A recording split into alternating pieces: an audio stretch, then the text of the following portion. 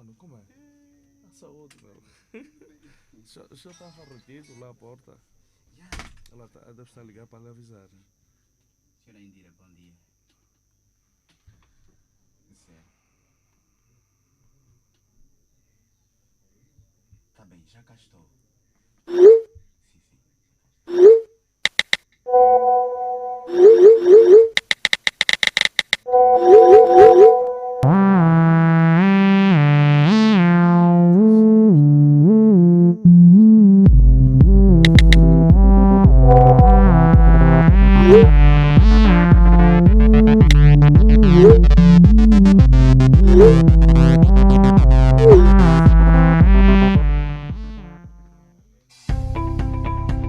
Num mundo em constante transformação, a indústria seguradora angolana deve acompanhar os passos deste desenvolvimento e a Agência Angolana de Regulação e Supervisão de Seguros é chamada a atuar.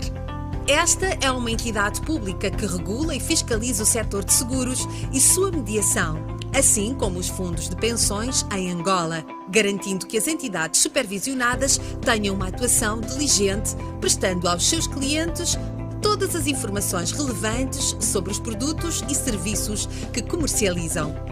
Por outro lado, a ARSEG assegura também que os operadores do mercado disponham dos níveis de capital necessário para honrarem com os compromissos assumidos, promovendo o profissionalismo no setor e a proteção dos consumidores.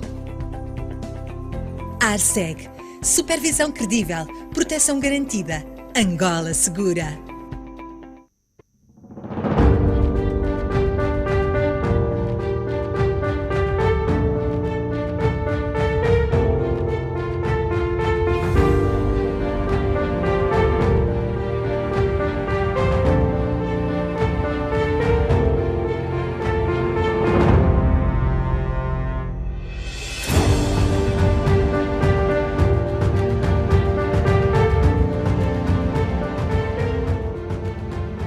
A Unisaúde é a primeira TPA em Angola, acumulando mais de 30 anos de experiência nacional e internacional no setor de seguros e da saúde.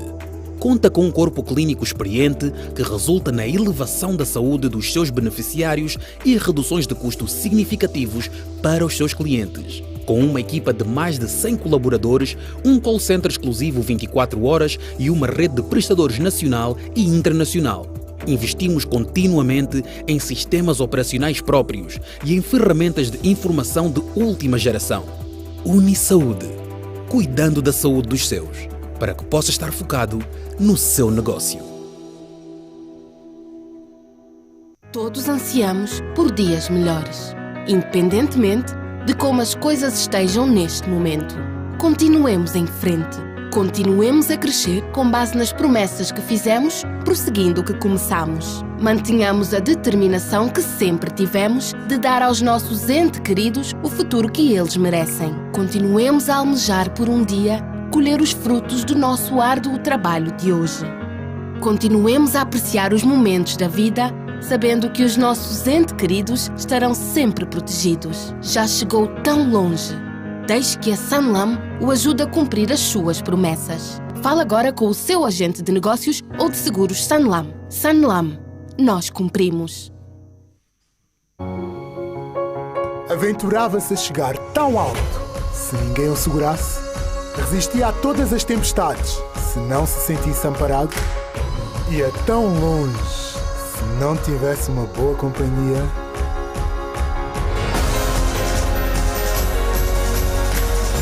Sentia a mesma energia, se ninguém cuidasse de si. Fazia-se ao mar, se não se sentisse seguro em terra. Estaria tão tranquilo, se não conseguisse eliminar os riscos que todos corremos. Estaria tão seguro de si, se o Big Seguros não o protegesse. Porque o seu mundo merece a nossa proteção. Big Seguros, seguramente juntos. A senhora Figueira mandou pintar a sala, só que o pintor assustou-se com a cor da tinta. Resultado, a lata partiu a janela e foi aterrar em cima do carro do Sr. Figueira. Felizmente, os Figueira tinham um seguro automóvel, um seguro de acidentes de trabalho e um seguro multirriscos habitação. A hipótese era 1 no milhão, mas aconteceu. E a Global Seguros resolveu. Já contra o mau gosto da Sra. Figueira, ainda não temos nenhum seguro. Global Seguros. Connosco é mais seguro.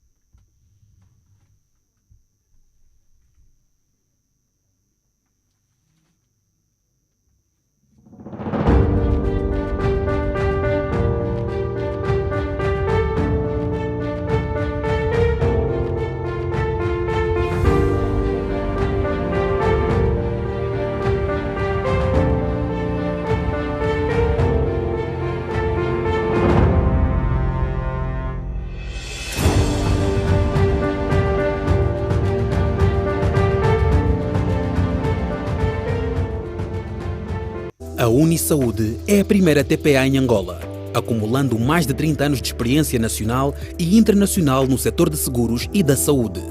Conta com um corpo clínico experiente que resulta na elevação da saúde dos seus beneficiários e reduções de custos significativos para os seus clientes. Com uma equipa de mais de 100 colaboradores, um call center exclusivo 24 horas e uma rede de prestadores nacional e internacional. Investimos continuamente em sistemas operacionais próprios e em ferramentas de informação de última geração.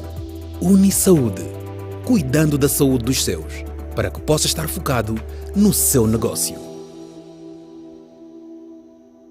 Todos ansiamos por dias melhores, independentemente de como as coisas estejam neste momento. Continuemos em frente. Continuemos a crescer com base nas promessas que fizemos, prosseguindo o que começamos. Mantenhamos a determinação que sempre tivemos de dar aos nossos entes queridos o futuro que eles merecem. Continuemos a almejar por um dia colher os frutos do nosso árduo trabalho de hoje. Continuemos a apreciar os momentos da vida sabendo que os nossos entes queridos estarão sempre protegidos. Já chegou tão longe. Deixe que a Sanlam o ajude a cumprir as suas promessas. Fale agora com o seu agente de negócios ou de seguros Sanlam. Sanlam, nós cumprimos. Aventurava-se a chegar tão alto, se ninguém o segurasse. Resistia a todas as tempestades, se não se sentisse amparado. Ia tão longe, se não tivesse uma boa companhia.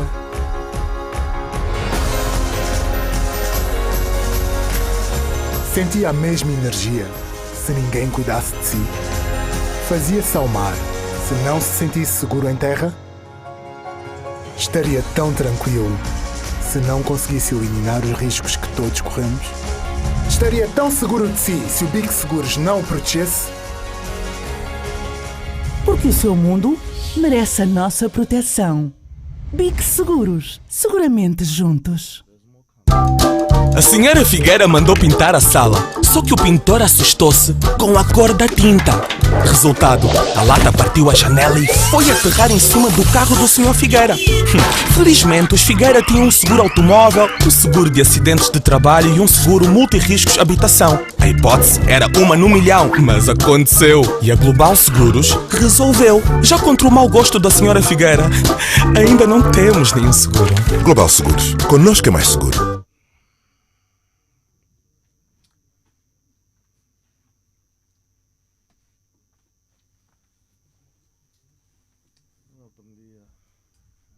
Aprendi mesmo a deixar a minha confiança nas mãos de Deus. Assim vivo mais pacificamente. Eu quando saio de casa já não saio a pensar muito doença, não tem como. Eu não fui programado para... Deus não me fez para estar a controlar as coisas, ela é que fica no controle. Eu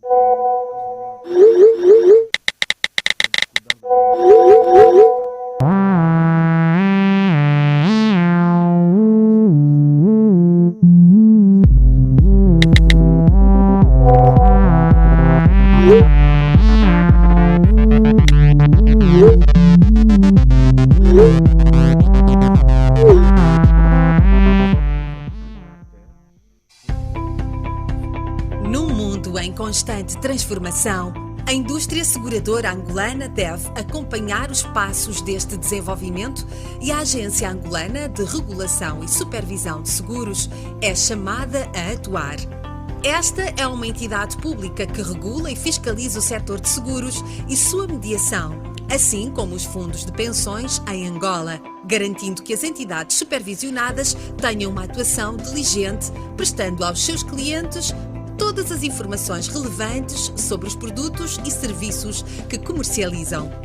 Por outro lado, a ARSEG assegura também que os operadores do mercado disponham dos níveis de capital necessário para honrarem com os compromissos assumidos, promovendo o profissionalismo no setor e a proteção dos consumidores. ARSEG. Supervisão credível, proteção garantida. Angola Segura.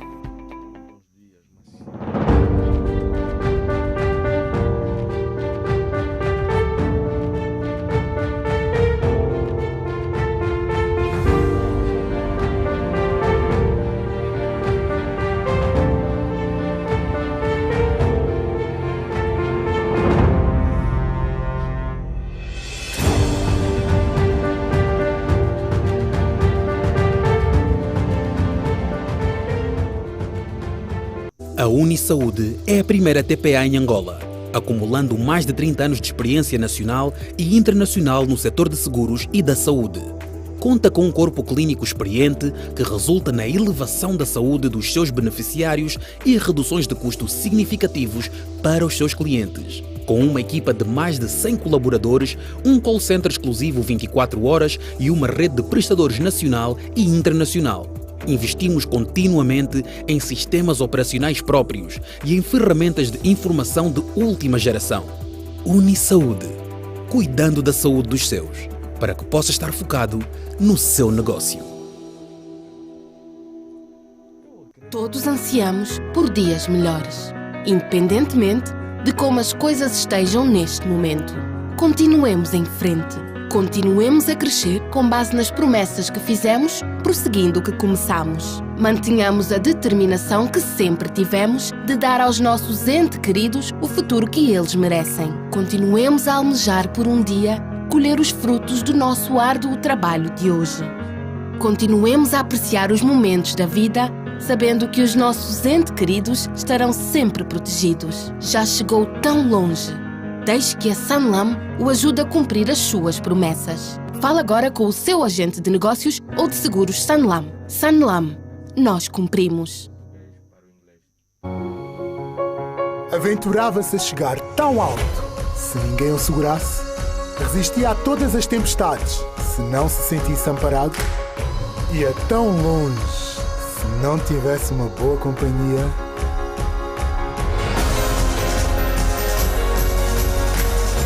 Sentia a mesma energia, se ninguém cuidasse de si.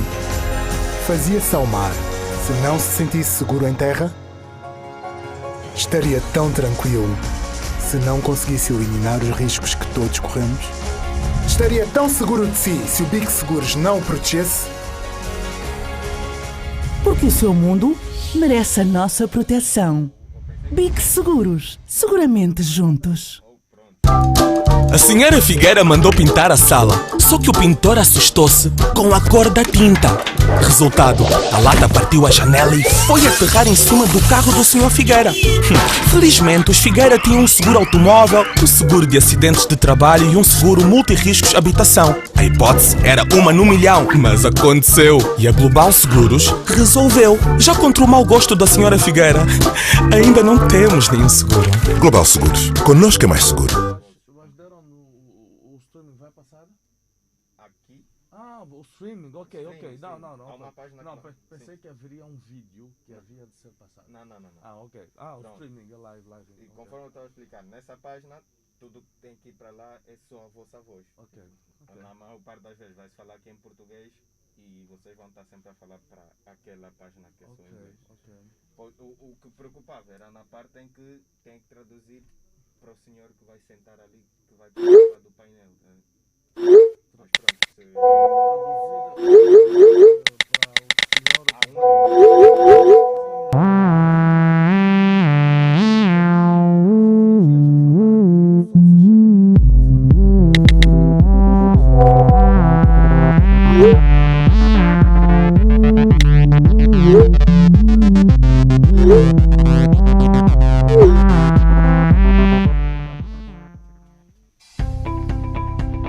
Num mundo em constante transformação, a indústria seguradora angolana deve acompanhar os passos deste desenvolvimento e a Agência Angolana de Regulação e Supervisão de Seguros é chamada a atuar.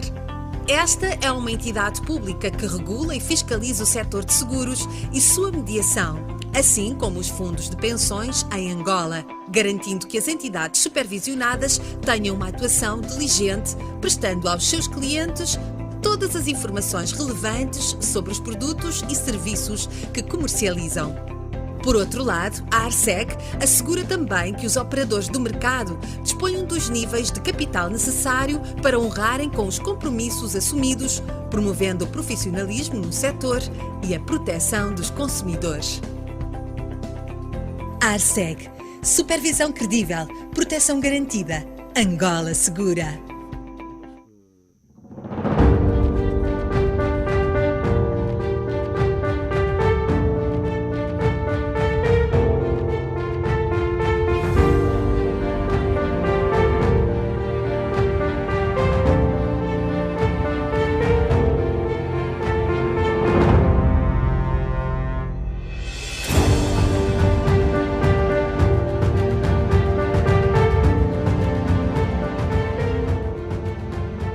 A Unisaúde é a primeira TPA em Angola, acumulando mais de 30 anos de experiência nacional e internacional no setor de seguros e da saúde. Conta com um corpo clínico experiente que resulta na elevação da saúde dos seus beneficiários e reduções de custos significativos para os seus clientes. Com uma equipa de mais de 100 colaboradores, um call center exclusivo 24 horas e uma rede de prestadores nacional e internacional. Investimos continuamente em sistemas operacionais próprios e em ferramentas de informação de última geração. Unisaúde, cuidando da saúde dos seus, para que possa estar focado no seu negócio. Todos ansiamos por dias melhores, independentemente de como as coisas estejam neste momento. Continuemos em frente. Continuemos a crescer com base nas promessas que fizemos, prosseguindo o que começamos. Mantenhamos a determinação que sempre tivemos de dar aos nossos entes queridos o futuro que eles merecem. Continuemos a almejar por um dia colher os frutos do nosso árduo trabalho de hoje. Continuemos a apreciar os momentos da vida, sabendo que os nossos entes queridos estarão sempre protegidos. Já chegou tão longe. Deixe que a Sanlam o ajude a cumprir as suas promessas. Fale agora com o seu agente de negócios ou de seguros Sanlam. Sanlam, nós cumprimos. Aventurava-se a chegar tão alto, se ninguém o segurasse. Resistia a todas as tempestades, se não se sentisse amparado. Ia tão longe, se não tivesse uma boa companhia.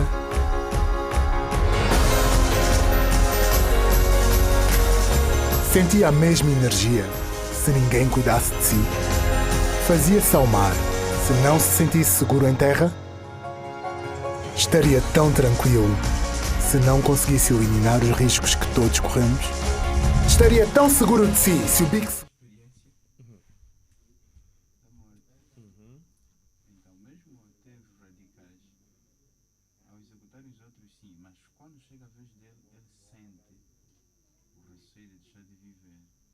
Porque nós não fomos feitos para morrer.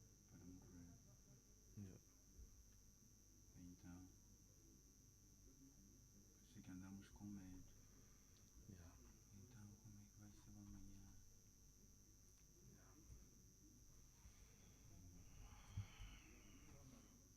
Mas a nossa esperança deve ser para além desta vida. Além desta vida.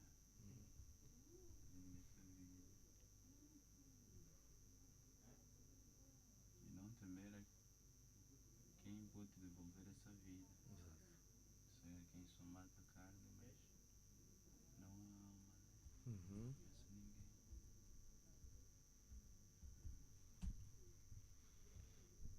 Tem Wi-Fi aqui? Tem.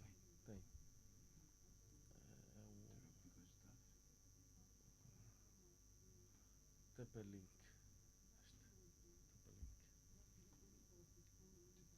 Não vejo aqui o TP. Ah, tá aqui.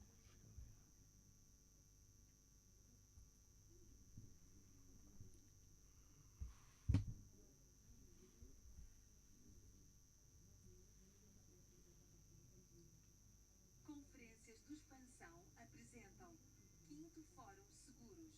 Este ano, os melhores especialistas vêm falar sobre a importância do setor dos seguros na recuperação económica do país. 27 de novembro, assista em direto numa plataforma digital especialmente desenvolvida para o evento ou no site www.expansão.co.ao. Mais informações pelo telemóvel 921 358 582 ou pelo endereço de e-mail conferências@expansão.co.ao. A pergunta até que ele veio fazer, devia até perguntado ao técnico, era mais dele. Sim. Não vim para aqui. Nós entendemos esta ansiedade, né?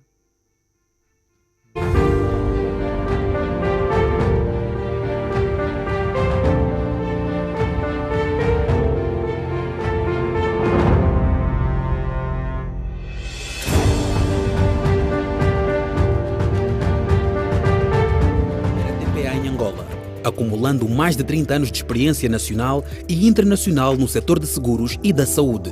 Conta com um corpo clínico experiente que resulta na elevação da saúde dos seus beneficiários e reduções de custos significativos para os seus clientes. Com uma equipa de mais de 100 colaboradores, um call center exclusivo 24 horas e uma rede de prestadores nacional e internacional. Investimos continuamente em sistemas operacionais próprios e em ferramentas de informação de última geração. Unisaúde, cuidando da saúde dos seus, para que possa estar focado no seu negócio. Melhores, independentemente de como as coisas estejam neste momento. Continuemos em frente. Continuemos a crescer com base nas promessas que fizemos, prosseguindo o que começamos. Mantenhamos a determinação que sempre tivemos de dar aos nossos entes queridos o futuro que eles merecem. Continuemos a almejar por um dia colher os frutos do nosso árduo trabalho de hoje. Continuemos a apreciar os momentos da vida, sabendo que os nossos entes queridos estarão sempre protegidos. Já chegou tão longe. Deixe que a Sanlam o ajude a cumprir as suas promessas. Fale agora com o seu agente de negócios ou de seguros Sanlam. Sanlam. Aventurava-se a chegar tão alto. Se ninguém o segurasse, resistia a todas as tempestades. Se não se sentisse amparado, ia tão longe. Se não tivesse uma boa companhia.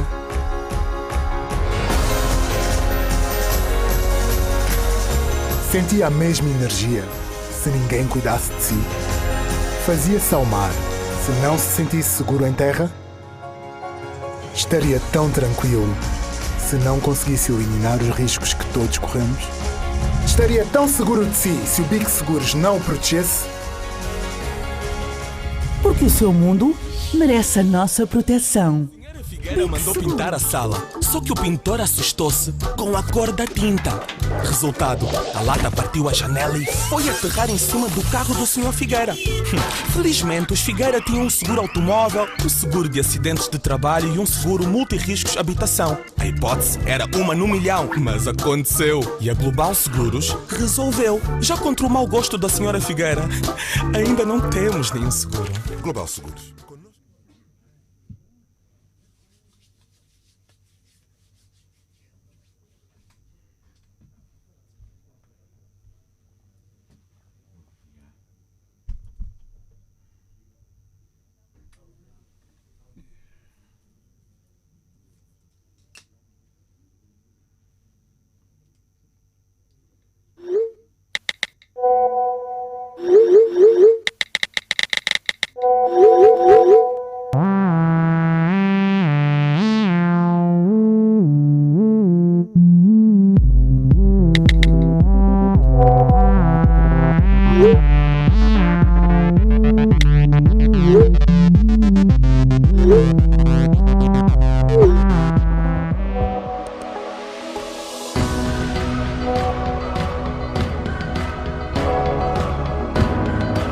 Novos planos de seguro Fidelidade Alto.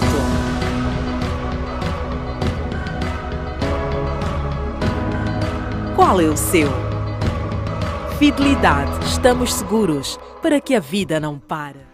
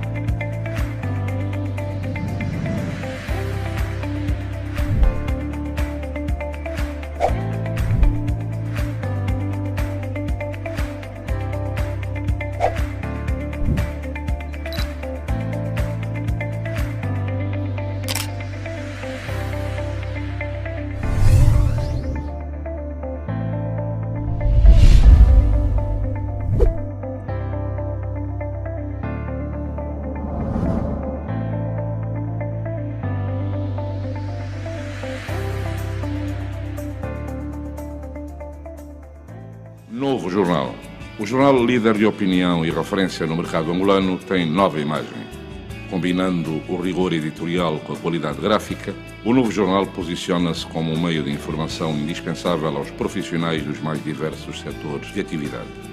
Todas as semanas na edição impressa e diariamente em www.novojornal.co.ao, esteja por dentro dos temas que marcam o mundo da política, economia, sociedade, cultura e desporto em Angola e no mundo. Novo jornal, pulsamos Angola, pensamos Angola.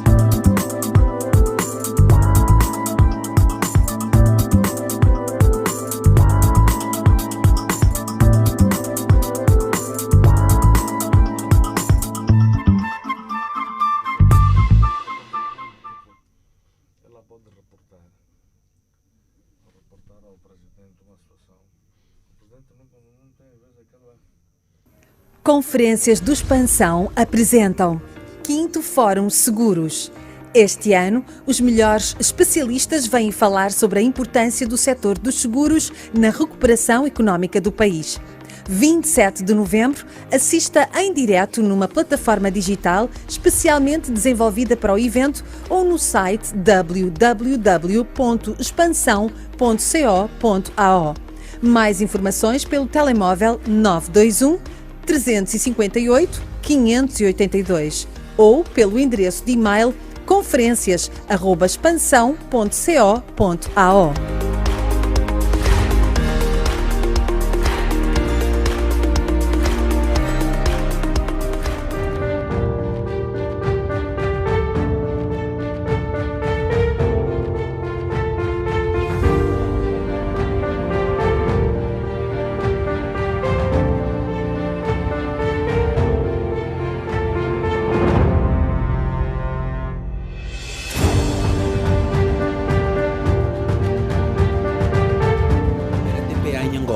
Acumulando mais de 30 anos de experiência nacional e internacional no setor de seguros e da saúde. Conta com um corpo clínico experiente que resulta na elevação da saúde dos seus beneficiários e reduções de custos significativos para os seus clientes. Com uma equipa de mais de 100 colaboradores, um call center exclusivo 24 horas e uma rede de prestadores nacional e internacional. Investimos continuamente em sistemas operacionais próprios e em ferramentas de informação de última geração. Unisaúde, cuidando da saúde dos seus, para que possa estar focado no seu negócio. Independentemente de como as coisas estejam neste momento, continuemos em frente. Continuemos a crescer com base nas promessas que fizemos, prosseguindo o que começamos. Mantenhamos a determinação que sempre tivemos de dar aos nossos entes queridos o futuro que eles merecem. Continuemos a almejar por um dia colher os frutos do nosso árduo trabalho de hoje. Continuemos a apreciar os momentos da vida, sabendo que os nossos entes queridos estarão sempre protegidos. Já chegou tão longe. Deixe que a Sanlam o ajude a cumprir as suas promessas. Fale agora com o seu agente de negócios ou de seguros Sanlam. Sanlam. Aventurava-se a chegar tão alto. Se ninguém o segurasse, resistia a todas as tempestades. How does it work? Yeah, vou começar.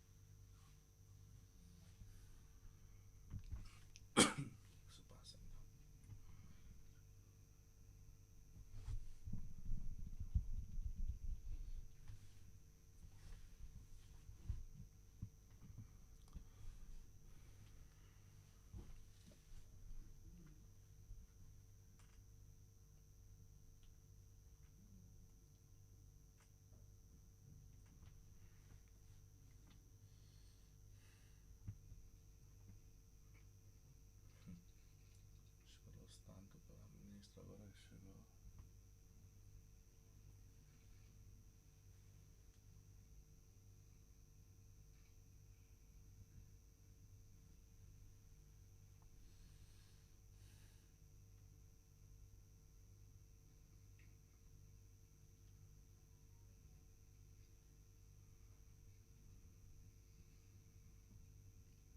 WhatsApp.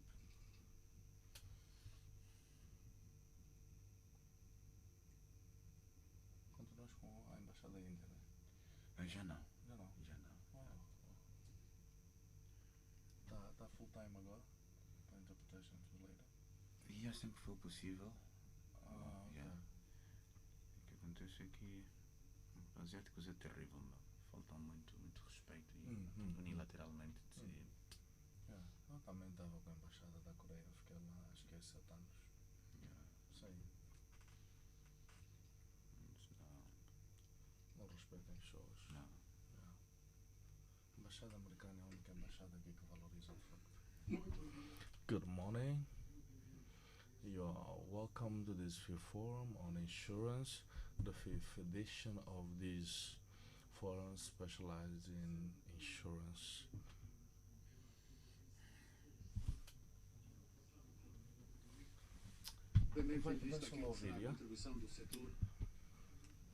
Namely through the channeling of their capacity and with a view to help with the efforts being developed by the country.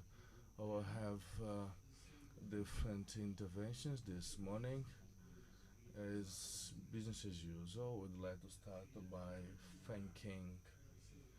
Initially, I would like to thank our sponsors who made possible the continuation of this cycle of conferences. And as you know, apart from the Insurance Forum, the Bank Forum, will have the Industry Forum, which will start early next week.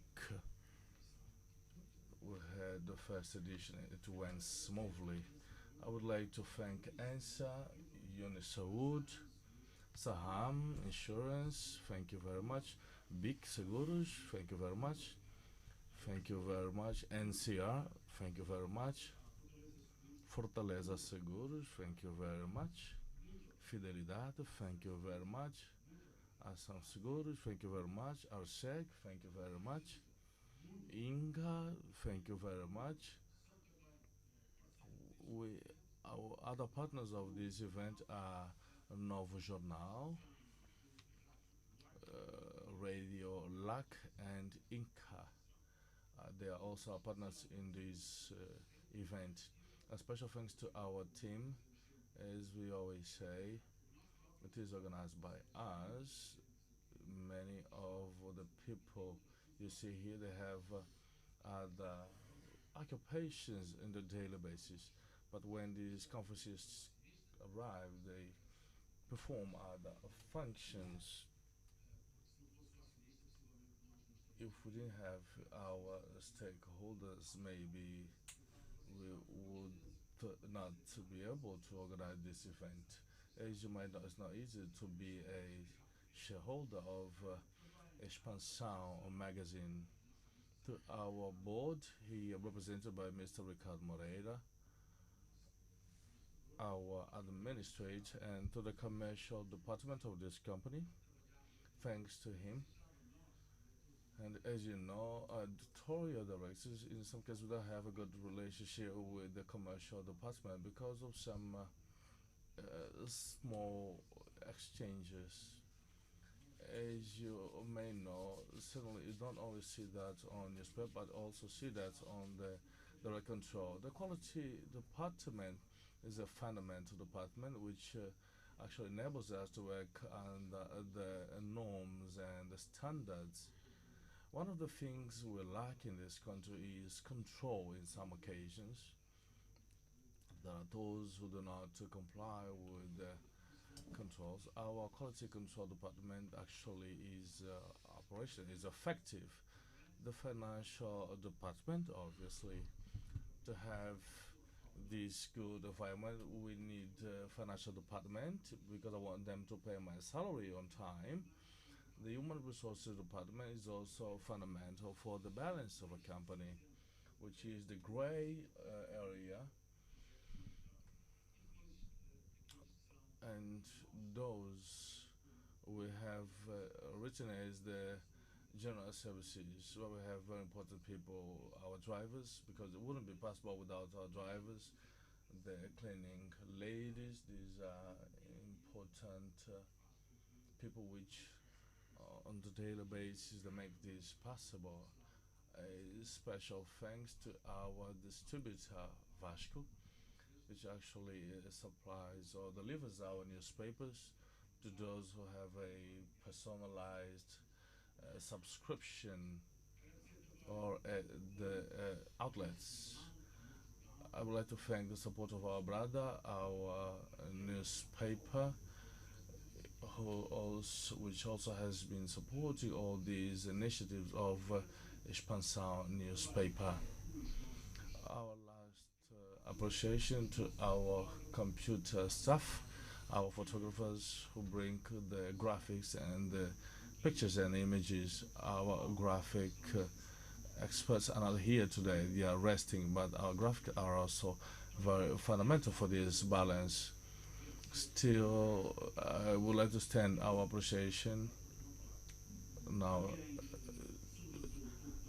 Those who had to rise early, I would like to thank the Minister of Finance, Mrs. Vera Davis. I would like also to thank the President of the Chairman of SEG, who is going to close this session. He is on the cover of the new edition of Expansão. You have the opportunity to have the interview. It was a beautiful interview. It was a very beautiful interview, a very clear interview on the role of those intervening in these sectors. I would like also to thank the consultant, the executive director of Ernst & Young. Once again, he was with us last year. Diogo Correia, the senior manager of Deloitte Angola. Thank you very much for being with us today. And obviously, what actually justifies this event, the people in the sector, those who actually constitute the sector, Dr. Henrique Ravaliança Seguro, Mr. Carlos Ruesca of Fidelidade Seguros, thank you once again. Maria de Fatima Monteiro of Big Monteiros, thank you for coming. Paulo Bracom of Fortaleza Seguros, thank you again for coming. Alexandre Carreira of Nossa Seguros, thank you for coming. Felipe Aliali of Saham Seguros, thank you for coming. Mr. Felipe Aliali, coming today, has actually placed a challenge. He has challenged us because he's going to speak in English. This live stream is being conducted in 2 languages. For those who cannot hear, there is an interpretation, a real-time interpretation. If in our website or in our broadcast site, you can choose whether you want to listen in Portuguese or in English. Throughout this morning, we will have these interventions. For those interested outside of this room, they may be able to hear what the sector has to say. This is the first attempt to see whether this is going to work out. I heard the first interpretation, and I think this is working. Those who are going to speak in this event, they are in this room, and so if you want the interpretation, you can just ask for headphones or a headset. We will now start the forum on insurance. We will start with the Minister of Finance, who is going to open this session. Minister Vera Davis, please. O que é que ele queria? Eu estava a ouvir uma tradução à vida da Embaixada Americana. Ah, é?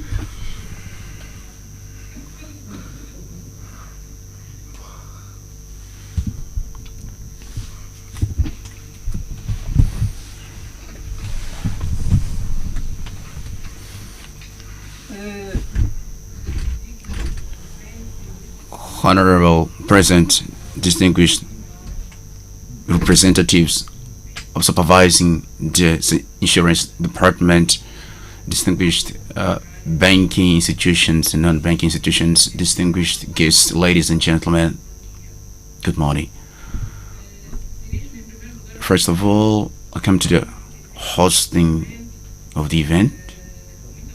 Thank you so much, Director of Semanário Expansão, João Armando, to whom I agreed for the importance and for the this initiative, and thank you so much for inviting us to address this opening session of the 5th Forum Insurance, one event which is becoming a reference, we do believe, for the industry of insurance in Angola.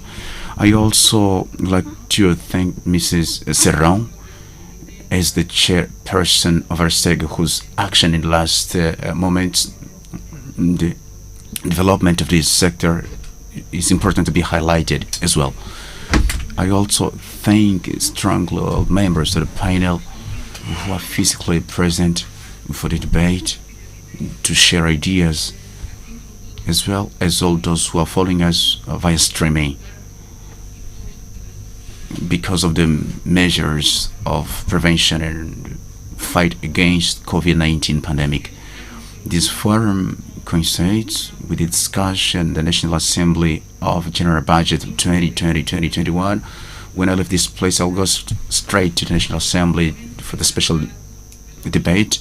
The budget, which has been scheduled to give an answer due to pandemic COVID-19, whether humanitarian and also for the economic recovery.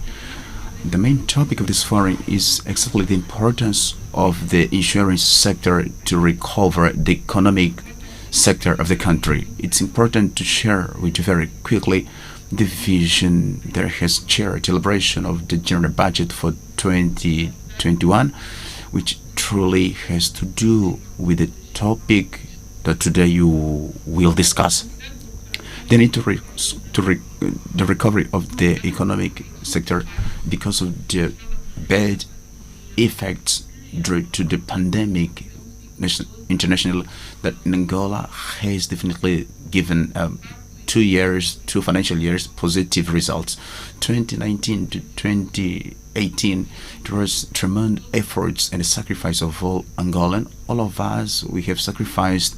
The public accounts had superavit 2% and 0.6% respectively. These fiscal superavits was result of the scrupulous commitment with the public finance after we have witnessed 4 consecutive years where the current expenses were beyond the organized budget. 2020 has also started reasonably positive. We had expectations that we should have a positive balance, but we had surprises. We had surprises because of the widespread of pandemic. The initial provision forecast, they indicated the fiscal amounts would come down to 30 to what had been expected for 2020. We had to review the budget, general budget, and the general budget reviewed has definitely presented new results according to the new developments, presenting a fiscal result of 2.1 billion of kwanzas, which is 2.4%. It's in this context there has been elaborated the proposal of general budget 2021, which is under discussion now at the National Assembly, which has been scheduled as the price of the crude oil barrel, which expenses have been scheduled by $14.7 billion and resources on the summer month. Apart from the global figures of the budget, the government also giving priorities to their policies in 4 main policies, or we could call the greatest challenges. One of them is to save lives and also to provide social assistance to the Angolan people. It's because, above all, the COVID-19 pandemic, that's a sanitary problem, and we understand that it's very crucial to reinforce the capacity of responding our national health system. In this way, the general budget for 2021 has allocated almost 18% of the general expenses for the social sector. On these social expenses, more than 840 million kwanzas will go for health sector. This amount, more than 65%, is for public health services to improve the sanitary services and improve the public health system. On the other hand, because of the need to avoid the spreading of COVID-19, we're taking some extraordinary measures that have definitely affected a lot of Angolan families. That's why, to support these families, more than 560,000 million kwanzas have been separated for that, much more for the program called Kwenda, so that to support these families, so that they can definitely be supported in this very difficult area that we're going through. We cannot forget that the government is the first insurer of all insurers. That's why we have to play the role of insurer of the social life, and economically, first of all, and obviously at the limit of our financial capacity to do that. And this dominion of preventing the risks and provide resources, we know the role that the insurance companies play is playing a social role of the public sector in comparison to other countries. That's why our presence is realized to show the commitment of the executive to this sector, which we understand that is very crucial for the moment that we're going through. I was talking about 4 great challenges. I've already spoken about the first one. Let's come to the second. The second one is the continuation of the process called fiscal consolidation, which is based on the stabilization of the public income, which was consolidated, reached 2018-2019. There is also deficit fiscal, which is 2.2 of the general budget for 2021. We will not yet see the superávit for 2021. We are envisioning the superávit of non-oil resources in comparison to the 2020, with increasing of the non-resources which come not from the oil sector. We are focused on that to avoid depending on oil sector, protect much more from external shocks, and improving the sustainability of our public debt. The reinforcement of resources, enlarging the tax source, controlling the usage of the resources, control the services measures, which definitely control the not fulfilling the duties that should be paid or the tax to be paid, without aggravating the taxes to the taxpayers who are already in fulfillment of their obligations, including is to reduce the tax of some taxes for key sectors in alignment with what we had already done according to the budget that had been reviewed, to empower them so that through for these multiply effects that can contribute in the process of the diversification of the economy, as has already been highlighted. 2021, we intend that should be a year where the development of the tax reforms that can proceed to make it a very good partner for the economic development, and not only as a mechanism of getting revenues. In a scenario such as the one we are going through, because of the lack of resources, then responsibilities are under our shoulders to ensure that every coin we get should be very well spent. The commitment to the quality of the expenses, this is unnegotiable and will always be this way. The third challenge is related to the relaunch of the economic activity through giving priority to the productive sector. And the proposal of the urgent reserves more than 2 billion kwanzas for the program for public investment program called PIP, and programs developed for the social development, resources that will be used to finance projects and activities of the sectors of agriculture, aquaculture, fisheries, as well as projects of infrastructure, and a part of empowering the national production and promote the process of not importing. They definitely employ a lot of people. And improving, we do believe that it will create much more employment.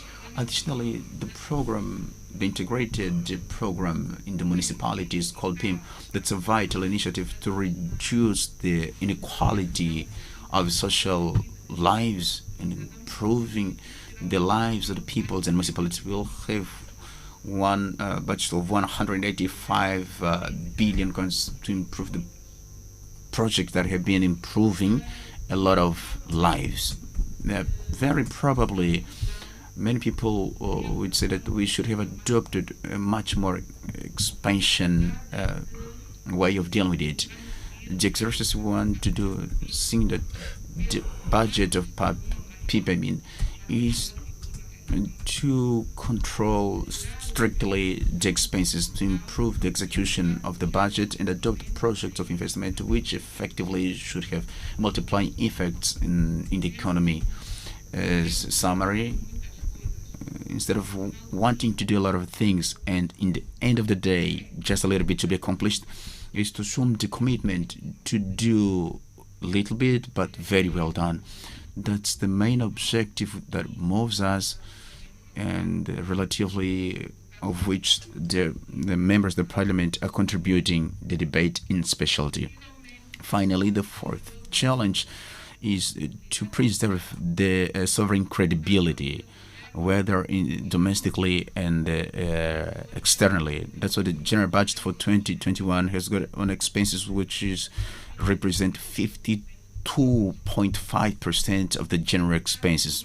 That's true. A lot of people are asking why all these expenses, claiming that it consumes a lot of amount of the budget that should be addressed to other purposes. Although we are reducing our main needs for indebtedness, we will continue to be financed through the market with our multilateral and bilateral partners. That's why it is crucial that the perception of our risk of credit should not be worsened. It is only possible honoring all our commitments. Distinguished speakers and guests, this is an atypical year for everything we've been going through, but not because of that. The sector of insurance and pension fund is slipping. In 2019 has had 31% of its activities, and it shows that its tendency is not slowing in dramatically in 2020, although all the adversities and problems that we've been facing, which shows the commitment of the main players of the market, of those who are present, of distinguished present, and all those stakeholders who are involved, although we're facing this context. COVID-19 has changed the actual reality and has created a global crisis that none of us has had the possibility of envisioning their lives. For this year, we can definitely anticipate significant falls of some premiums of some branches which are important in the insurance department, such as insurances of accidents, of work accident, traveling. Many companies are reducing the personnel and to stop partially or the total of the intervention in these activities of insuring. This thing which reflects negatively in the insurance industry nationwide, we reinforce the importance of it as the insurer of protection of people and also the heritage of the families and of the companies.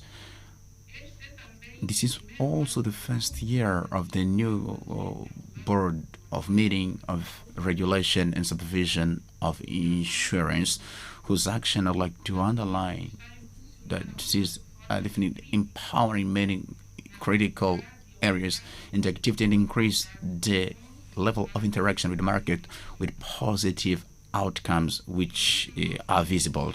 In our country, there is a great margin of progress for the insurance industry and fund of pensions, whether with our economic agents, whether in the tranquility they provide to our families, whether in fixing human and material damages. Unquestionably, it improves the environment of confidence in the economic agents and in the families. Likewise, the activities of the pension funds, it has got a financial capability strong. They are called to play a much more active role to finance the productive economy, especially through the instruments that our market of capitals, market of shares already has it. That's why its universal role as institutional investors definitely with this capacity. We hope that the players of this sector take the more benefits of it. I'd like also to highlight the project of privatization which is underway, approved by the Decree President 259 of August 5th, which opens a universe without precedent of opportunities of investment. ENSA will be one of the first public companies to be privatized in this project through the Presidential Decree number 81/21 of June. IGAP has definitely adjudicated to the Bank of Millennium to intermediate this activity of privatization. The privatization of ENSA will bring a very strong force stimulating its activity and all economic agents, and also all elements for covering elements for risks, to guarantee definitely savings and providence for people. Ladies and gentlemen, it is also so wide the potential participation of insurance and pension funds to recover our economy, and also the perspectives which are being opened for this sector in numerous, in a general way.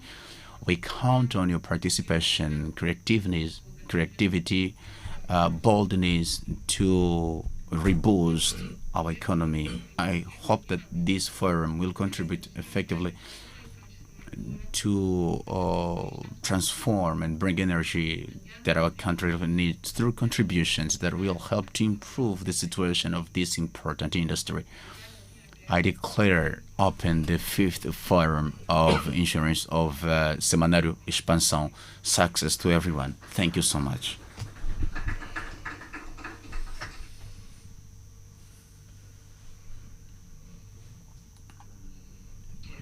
Thank you very much, dear Minister. And tomorrow we'll start with the new good news. There will not be any increase in taxes in 2021. Thank you very much, Minister.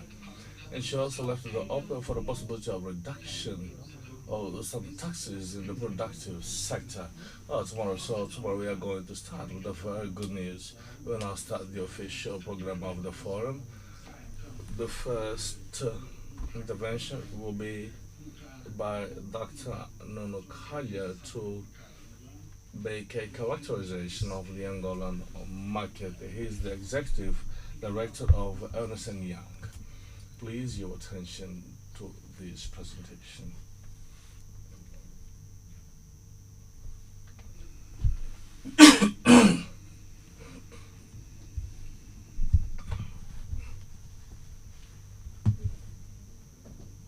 Mas nunca nos fornecem as apresentações.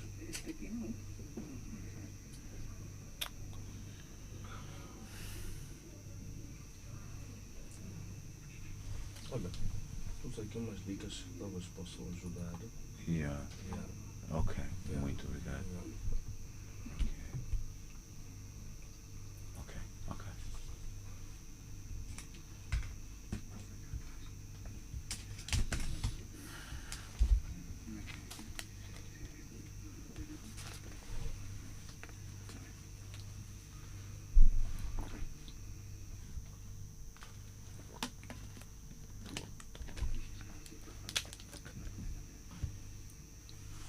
Essa apresentação devia pôr no... Olha.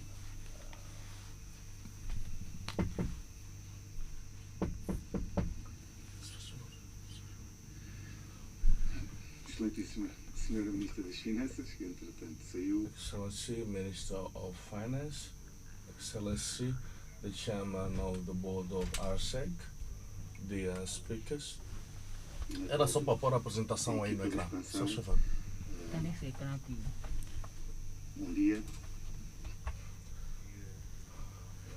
I would like to start by thanking the team and congratulate you on this event, on this forum. It's not easy, but you maintain your resilience, and that is relevant to our activity. On behalf of EY, I would like to thank this opportunity to speak to you on this sector. We have been invited to make a short characterization of this sector, and in the next seconds we'll give you a context of Angola in the African continent, and second, to give you some statistics, some figures on the sector, and give you some notes on future perspectives. Regarding Angola in the African continent, as you can see, the year of 2019 has experienced 2% shrinkage in the global economy, which means it has been influenced because there has been a small reduction in the current context. South Africa continues to score with an expressive weight in the African continent of around 70% of production. There is a very significant asymmetry between the life and non-life field. In the remaining countries, we see that there is a different situation. Well, we have a situation where Angola continues with a residual weight with 1% of the total of the African production, and it has been emphasized that these figures are in dollars.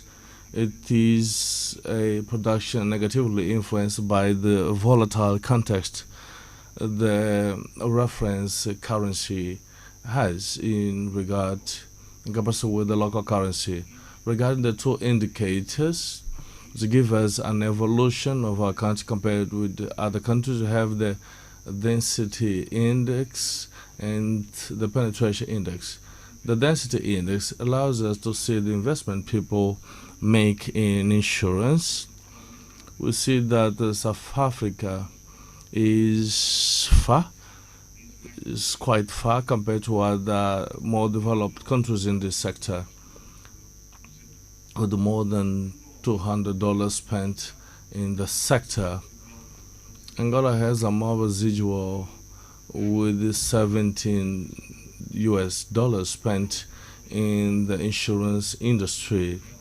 The penetration index, which shows which part of the country's wealth has been allocated into the insurance sector, we can see that South Africa retains a significant account, whilst Angola maintains a very small percentage, which is of 1%. In section 2, I have some figures. Allow me to make a very quick note. this is a public domain information shared by the regulator, and they have allowed us to give you some data, some consolidated data. Would like to emphasize that some of these analyses are estimates, and we need to carefully characterize them. Regarding the structure of the market, in 2019 there has been a reduction, not in terms of licenses, but in terms of the operating insurers compared to 2018. We're going to have 24 insurers.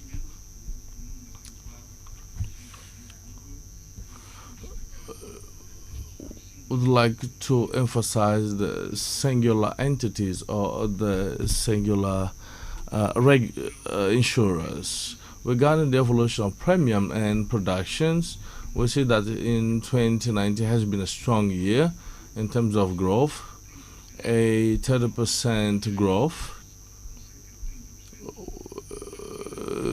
The real estate with the 30%, the beverage sector with 44%. In the package life, accident, disease and travel, health is the main one, with the 50 to 60% of the total of production, and the automotive and the petrochemical. We point out the negative evolution of the automotive with a 2% decline. There has been a follow-up in alignment with the production, where the ratio has remained stable with around 4%. Here we can see the level of concentration of the production by the main top 10 companies based on the market share, the value of production. We'll see that the production index is elevated. The top 5 is around 66%, and the top 10 with more than 90%. Regarding claims and compensations, we have also seen an increase, luckily for the smaller sector.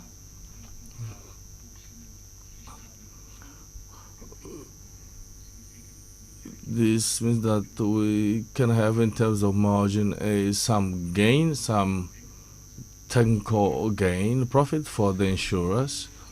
We emphasize that the level of claims, the disease or the health have a higher number of claims of 68%, much in line with what happened in the previous year. Regarding the structural causes, let me give a note that the 2019 information data is not complete. It has been based on the public information, and it doesn't provide the total causes of the sectors, but it gives us a good overview of the weight of these causes. From the collection made from these entities, we can see the volume of the market, which is at around 85%. There has been such a significant weight with the staff and other administrative costs, which represent around 88%. Regarding expenditures, compared to last year, there has been a reduction from 34 down to 30%. We are looking at the combined ratio, which is much used in the sector. We can see that there's been a reduction in 2019 of around 67% compared to last year, where the main contributors were a reduction of the claims ratio from 67 to 42%, and an expenditure ratio from 34 to 30. You can see that there has been some gain in face of all the in terms of demonstrations, the 2019 are from the 7 entities we have been able to collect data on. I think we can make a technical analysis by results. In 2019, it has been a better year compared to 2018 and 2017. The premium for claims, there has been an improvement in claims. When we include the commission and structural courses, we have been able to maintain a technical outcome influenced by these 2 factors of 24 billion. If we look at the reinsurance outcome, we'll see that the technical outcome is much consumed. There has been a huge increase from what is paid by the insurers, which is almost double compared to 2018. From the technical result and insurance, it is now negative. The insurance company have another component on the financial side where they also can get some profitability. There has been an evolution in the context, much influenced by the fact that many of the assets are pegged to a hard currency compared to 2018. Now it is possible to reverse and have a positive outcome afresh. However, we have put together all other components of the outcomes, where we have included the foreign losses and gains and other non-technical losses and gains. And we can see that like what happened in 2018, the results have been negative.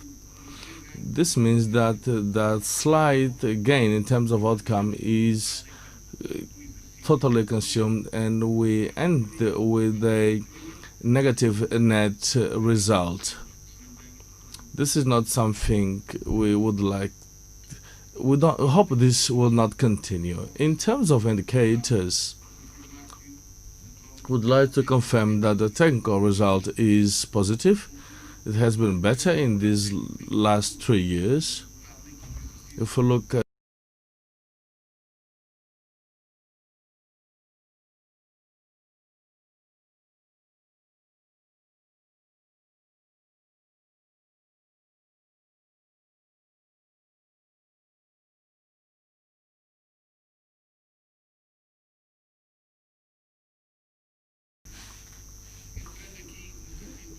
looking into balance, I have a small detail from investments and technical provisions of direct insurance.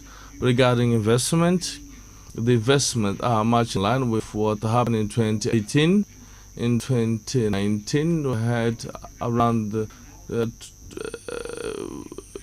plus 200 billions. Regarding technical provision, there has been an increase also made by the companies to cope with their responsibilities. We see a significant effort from 65 billion to 145 billions, pointing out the provision for claims and provisions for risks. The level of solvency and coverage, we have some indicators much used in the industry. These are estimates. In terms of ratio, we are still above the line of 66% with 107, but much impacted with the restructurings. Regarding the coverage ratio, this is just a comparison between the assets and technical provisions. The the financial assets and the technical provisions. We still have a good ratio of coverage. here we are trying to ensure the compliance of all rules, the prudential rules required by this type of business. To end some of the outlook, we will not give you figures. In terms of the evolution of the sector, one of the major challenges is the pandemics and the resilience. The company is required to face these difficult times.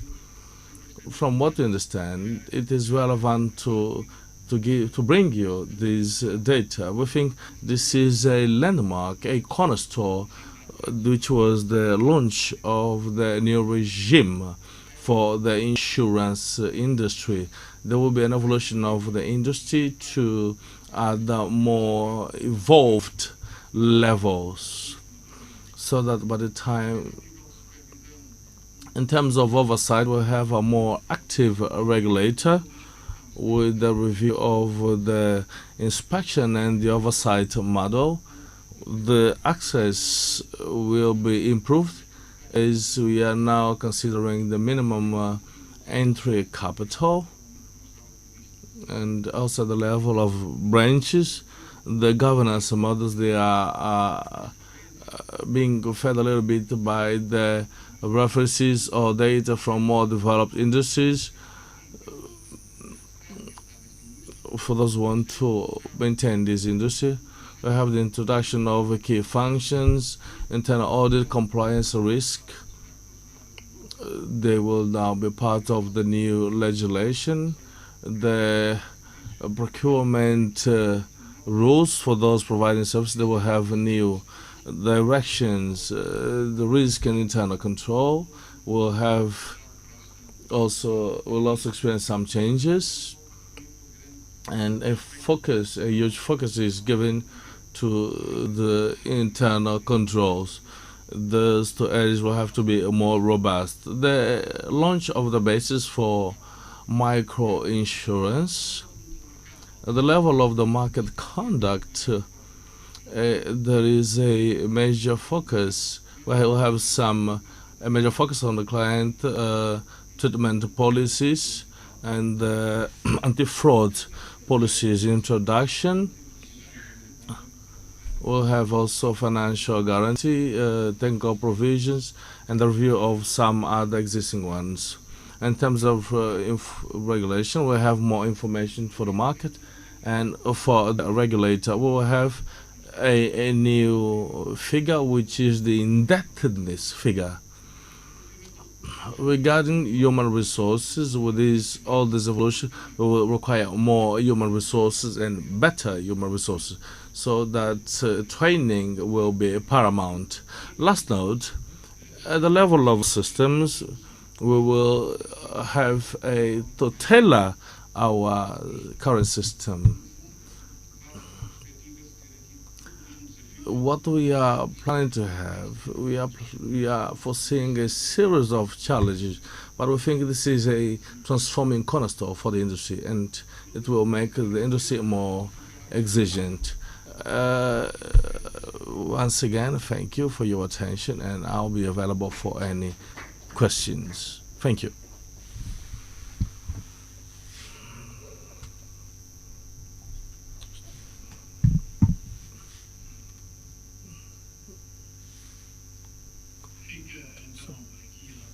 Then the presentation of Dr. Nuno Calha has been made. This new legal framework whose lines have been presented in the legal regime of security and reinsurance.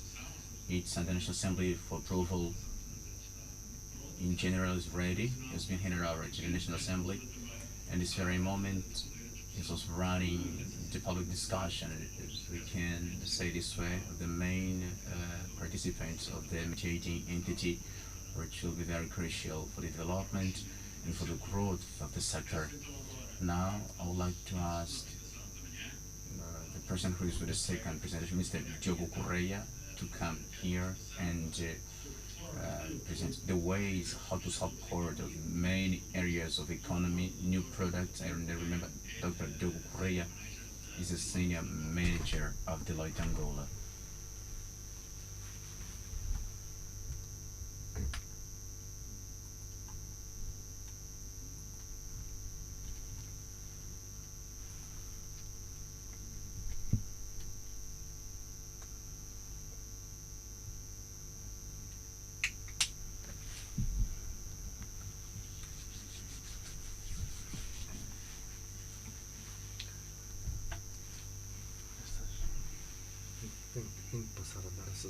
são prestações técnicas.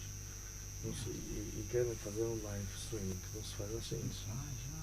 Deviam dar pelo menos com 2 dias de antecedência. Muito bom dia a todos. Good morning to everyone. First of all, in behalf of the Deloitte, I'd like to thank for the invitation given to us through Journalist Expansão, to thank every member present here with me, witnessing this forum, and as well those who are watching remotely. The challenge that has been put at Deloitte has made us to bring an address of new ways of support of the insurance sector to the mainly economic sectors.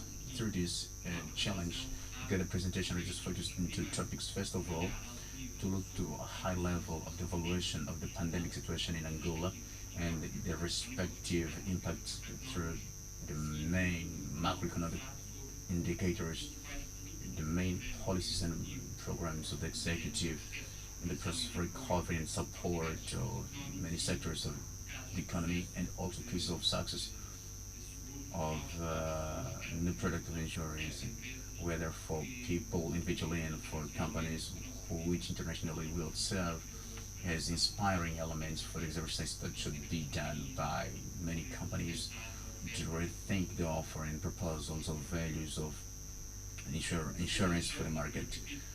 Come to the various chapter, present this evaluation of the pandemic situation in Angola, and I'd like to highlight 2 main points which are very relevant. First of all, and see what has been the evaluation of the cases daily, the crisis of COVID-19, which is in a growing way. October and November has been resisted double of the highest peak in comparison of the months of August and September. On the other hand, you see that the rhythm of growth of number of dead people in comparison to the rhythm of new cases, apparently Angola is much more ready today to fight the pandemic than it was at the beginning of the crisis, which is naturally and makes part of the process of learning, whether of Angola and as well as other countries internationally. Literally, the crisis of COVID-19 has brought significant impact to the main macroeconomic indicators. Angola was already in the process of economic recession in 2018 and 2019, but according to the provisions whether of the executive and International Monetary Fund, it's estimated that the GDP will grow 4% in 2020, and this growth will be much higher than what has been expected in the African continent, which is in 2.6% in the African. There are many countries in Africa through the effects of the pandemic effects being growth. South Africa and Kenya at 5 and 5.9%. The indicators of the public debits and the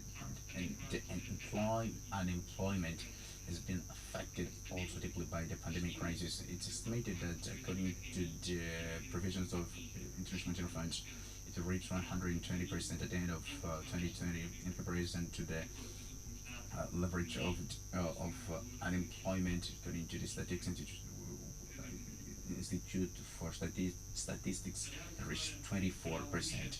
If we see some sectors of the economy in particular, and in comparison to the production of the second 6 months of 2020, there is some sectors which are very important for the national economy, which have been affected deeply by the crisis, this pandemic, COVID-19, such as the transport and storage services and real estate and petroleum. And to the provisions of the executive, it's estimated that there is a certain recovery of these sectors, which are already in the second 6 months of 2020, so that the value of fall at the end of the year will not be so strong as the ones presented right away. On the other hand, the pandemic has also created positive impacts in some areas, and it's an emergency state that has been created by the state at the beginning of March. It's a lockdown period, so many people were at home with remote services, and so the sector of telecommunication, they had positive impact through this confinement or then this lockdown. According to the strategy of the executive, Her Excellency Minister of Finance has already mentioned the main axles. I will just highlight the third axle, the implementation of sector, the national plan of 2018 to 2022. There are a lot of policies and programs which are relevant for the recovery and support of many sectors of the economy.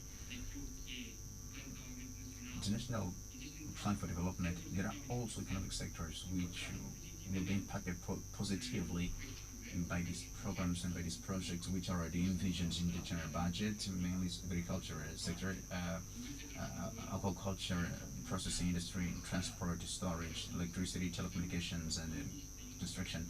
And there are also many other sectors which will be impacted indirectly by these programs and by these projects which have been envisioned in the proposal of the general budget for 2021. In terms of provision of evaluation of macroeconomic indicators for 2021, the provisions of International Monetary Fund are much more positive than the executive, but even so, the executive sees a stagnation of a certain non-growing that the economy has been facing during these last 30 years, which made a certain inversion of the curves of the Angolan economy from the financial year 2021. These slides, I didn't want to be so very long with them, but just to bring a certain context, which is the real situation. As we know, it is so challenging, but also this is very moment of crisis where the opportunities may arise, and which is proposed to me in this second part of the presentation, the role of the insurance companies in recovering the national economy.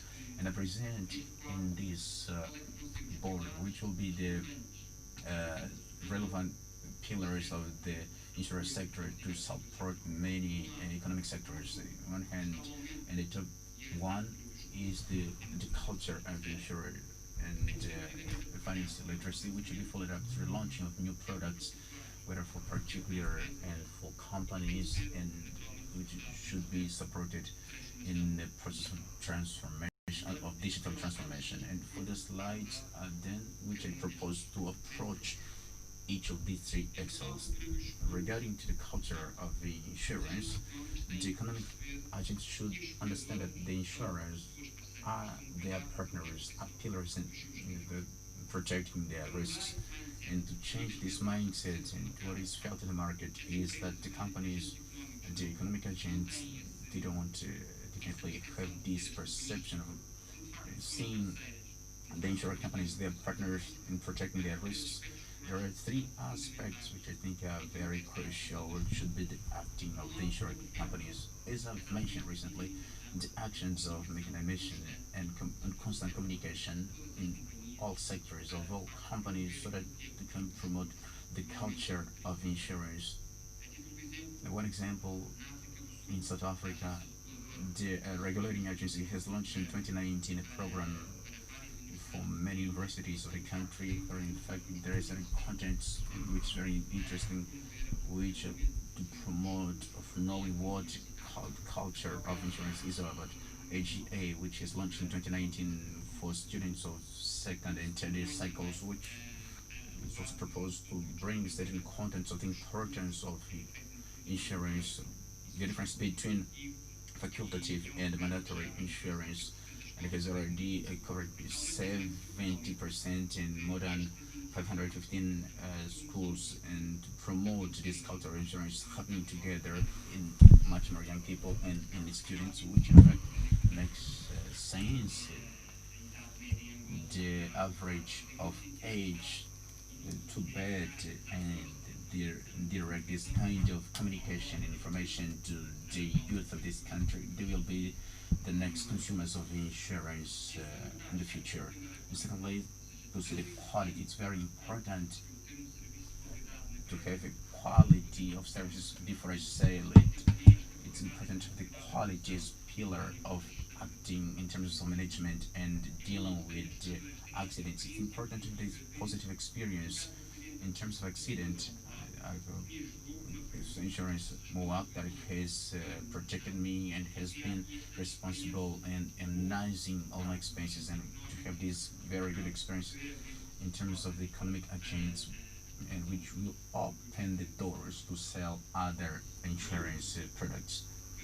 At the end, the 10 aspects, which is for the launch of a new product of insurance, whether for families, whether for companies, it should be on top of priorities of various insurance companies in Angola, because there are always new risks, and on the other hand, there are always needs of the companies and families also. So the review of the proposal, the review of the amount of the insurance should always be at the top of the priorities. Regarding the process for digital transformation, I will not be so long. I bring simply to you what are the forecast of penetration of smartphones and internet in Angola. In 2020, the value was around 30%. The adapted 30% of Angolan people have got access to smartphones and the internet. There are perspectives that this number will grow exponentially up to 2025. Will reach 55%. The process of digital transformation that makes it because the potential is over there and the market is there, and people will have access whether to internet, whether to new apps which are launched by the insurance companies, and that's why we think it's very relevant topic to be brought to this forum. Just to highlight another topic also, two topics which I think are very important. Angola is in very good comparison way with African countries, in the African continent, which are seen as essential in terms of insurance company via mobile, which is also a very important aspect. On the other hand, this 55% of penetration of smartphones in 2025 does not have in mind the people who have got access to cell phones which are not smart cell phones. As we know, there are joint of solutions to bring financial solutions which is used through a cell phone, which doesn't necessarily have to be a smartphone. The redistribution of insurance policies or initiatives through cell phones is also very important. At last, I bring to this forum joint of products of international products which should serve, as I said, as inspiration for reflection by the sector and providing services and products, whether for companies and individually. First of all, to highlight the insurance on the healthy insurance and life directed to people with low income, which is known. One example that allows the clients to send their resources from Peasant to Matiba and use these resources for insurance effects. It has been launched in 2016 by Kenya, by telecommunication company Safaricom, and counting with 3,000 providers on health, 4,500 active clients. Here, very close to us in Zimbabwe, the news case, which is very interesting, of a partnership of insurance company Life with we had a partnership with a Tresco technology company, which is addressed this policy for low-income people, which allows that every charge you do to your cell phone, part of this charge you do to your cell phone will go to the life insurance policy. This partnership, this product, it has allowed to reach 20% in terms of range of penetration in a period of time of 7 months. So the outcome of this partnership was very positive, and once more, have in mind the difficulties of adapters, of the Angolan people with the income to get access to insurance services. This kind of insurance can be very relevant and can be one opportunity also for the insurance companies to protect the families which nowadays have no capacity to come and approach the insurance companies. Also in the health sector, as we know, the market of telemedicine that pandemic 19 telemedicine has grown a lot. It's seen that this growth will be continued in the next 5 years globally. The telemedicine growth worldwide will be so relevant. In Africa, in particular, will be around 12 to 13% in terms of growth per year. So that there is an opportunity here of providing health services through small alternatives, and on the other hand, to bring products for health insurance, which may be much more easy, because there are some people who have not the opportunity to buy a product of health. This platform, which is developed by Bradesco insurance company via online in Brazil, it's available 24/7 and allows clients who want to have a consultation via online to see a medical certificate through a digital way without the need of movement, whether to clinics and hospitals. The insurance company Discovery has got one very good product that is a very good style life, which with joint of activities of physical exercise.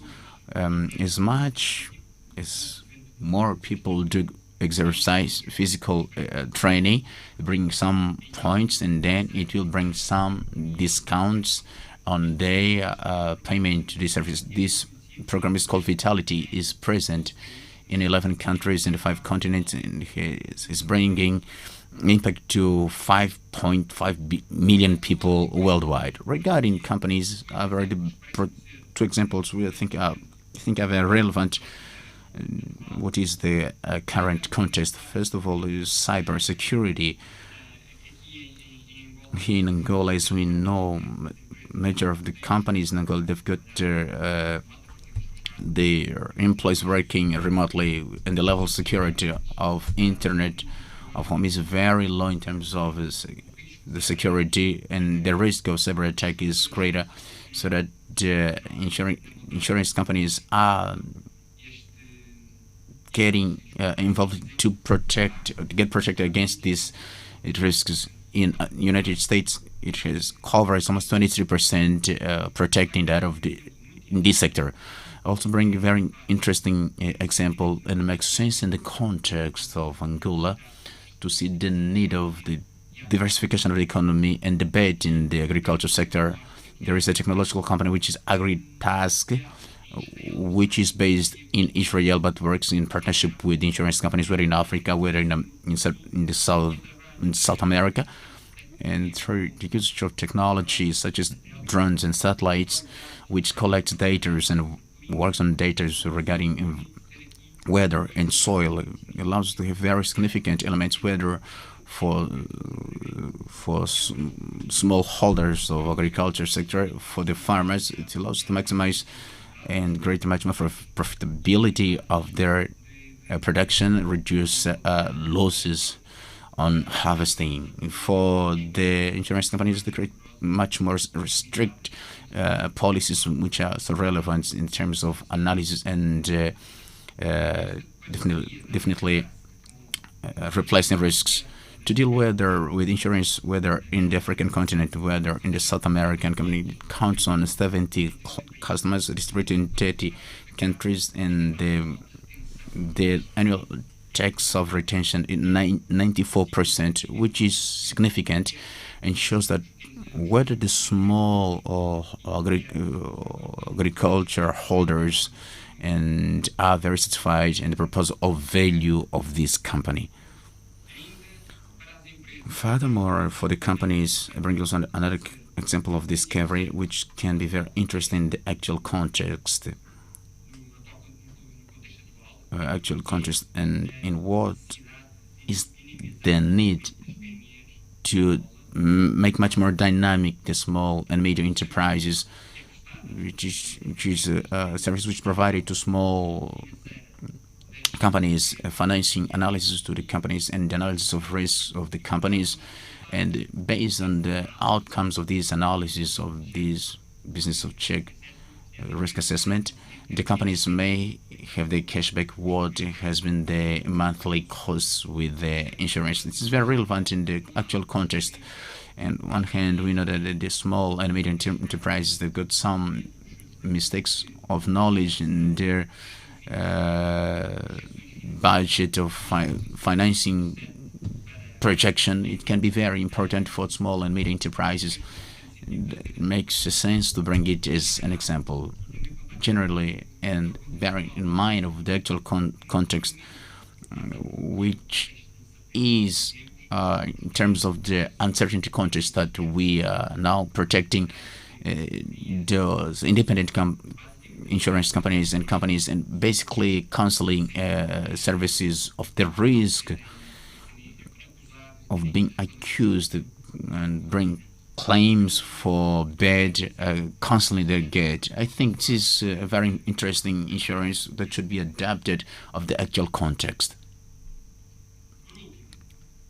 At last, and as conclusion, I'll leave at the main advices. First of all, we are living effectively in a period of crisis that has been brought by pandemic COVID-19 and has got a very big impact in the national economy. The most recent analysis of government and also International Monetary Fund, it's a deduction of 4% in the most important sectors of the economy. Then the proposal of general budget for 2021 also brings a wide range of policies and programs to support the recovery of the economy. The insurance sector will be much more focused, which will be the increase of insurance literacy to increase the culture of insurance. The initiative bring it to young people is very relevant. It can be a way which has to do with the insurance, but the topic related to quality of post-sale services after having one accident, this is very important. The change of paradigm that we would like to change, that the economic agents see the insurance companies, they are partners and relevant part of the companies. The digital transformation will work as a catalyzer in disseminating product with at the beginning of contracting the policy and also the management of them, and also those who have played the role of self-services to come to my economic agents, to my particular agents through digital solutions. Finally, will be, as I've mentioned, at the top priorities of every insurance companies to launch new products, whether for families, whether for companies, which definitely respond to many opportunities and to new risks that they definitely may arise, and for also to increase the culture of insurance and the respective average of its growth in Angola. And then this is the end of my presentation. Thank you so much.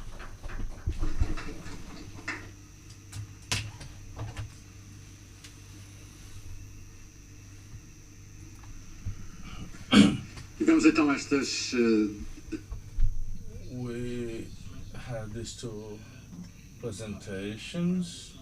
I'd like to draw your attention to an important aspect which has to do with the increase in the insurance culture, the boosting of confidence. The person needs to feel confident depending on the delivery, the performance of the company. One operator may actually undermine the full confidence of the market, and it is also important the aspect of new products. I think there is a huge distance between the real needs or more tailored products. I think there's a long way to go. We are now going to seize this occasion to take a short break, which is now part of the Portuguese Lexiquick coffee break. We are going to have a 30 minutes, a maximum coffee break of 30 minutes, and then we'll have our round table and speak to the companies. I think if you are listening, it's now your time for the coffee break. Thank you. We'll be back soon. Não se sentisse amparado? Ia tão longe se não tivesse uma boa companhia.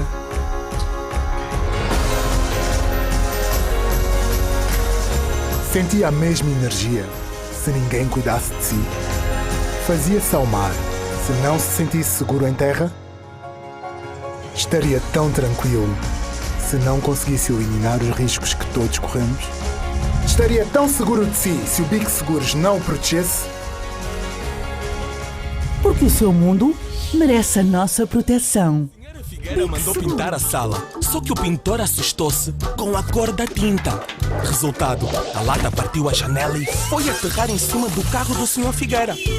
Felizmente, os Figueira tinham um seguro automóvel, um seguro de acidentes de trabalho e um seguro multirriscos habitação. A hipótese era 1 no milhão, mas aconteceu. E a Global Seguros resolveu. Já contra o mau gosto da Sra. Figueira, ainda não temos nenhum seguro.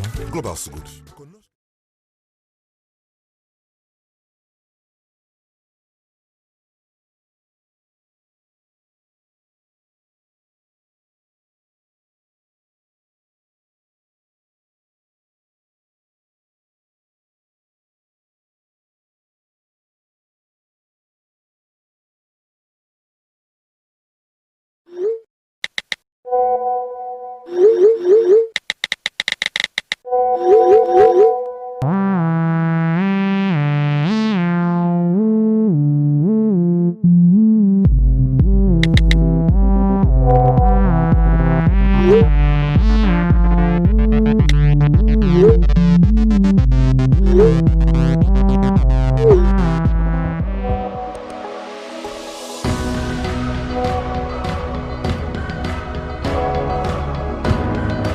Novos planos de seguro Fidelidade Alto.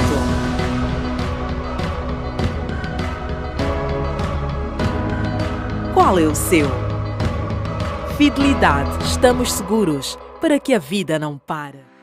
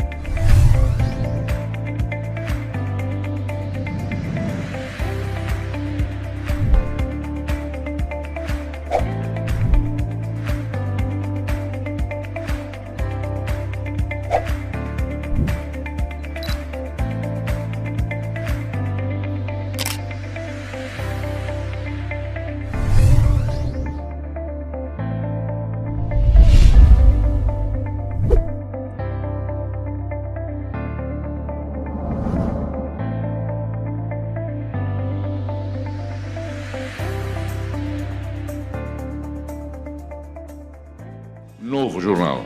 O jornal líder de opinião e referência no mercado angolano tem nova imagem. Combinando o rigor editorial com a qualidade gráfica, o novo jornal posiciona-se como um meio de informação indispensável aos profissionais dos mais diversos setores de atividade. Todas as semanas na edição impressa e diariamente em www.novojornal.co.ao, esteja por dentro dos temas que marcam o mundo da política, economia, sociedade, cultura e desporto em Angola e no mundo. Novo jornal, pulsamos Angola, pensamos Angola.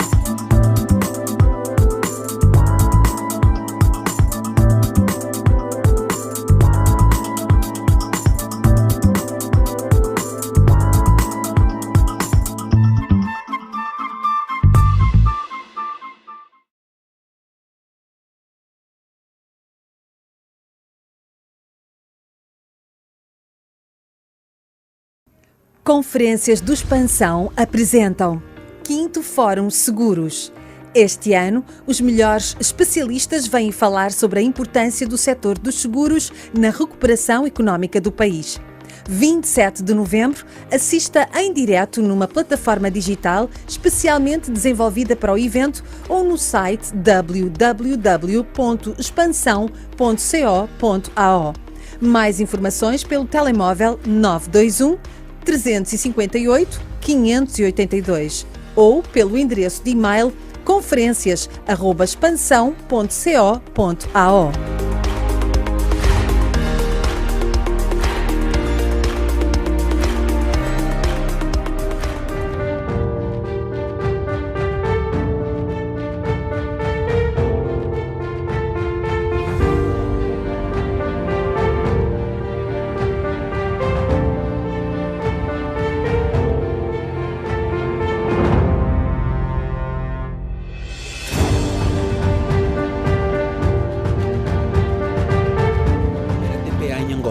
Acumulando mais de 30 anos de experiência nacional e internacional no setor de seguros e da saúde.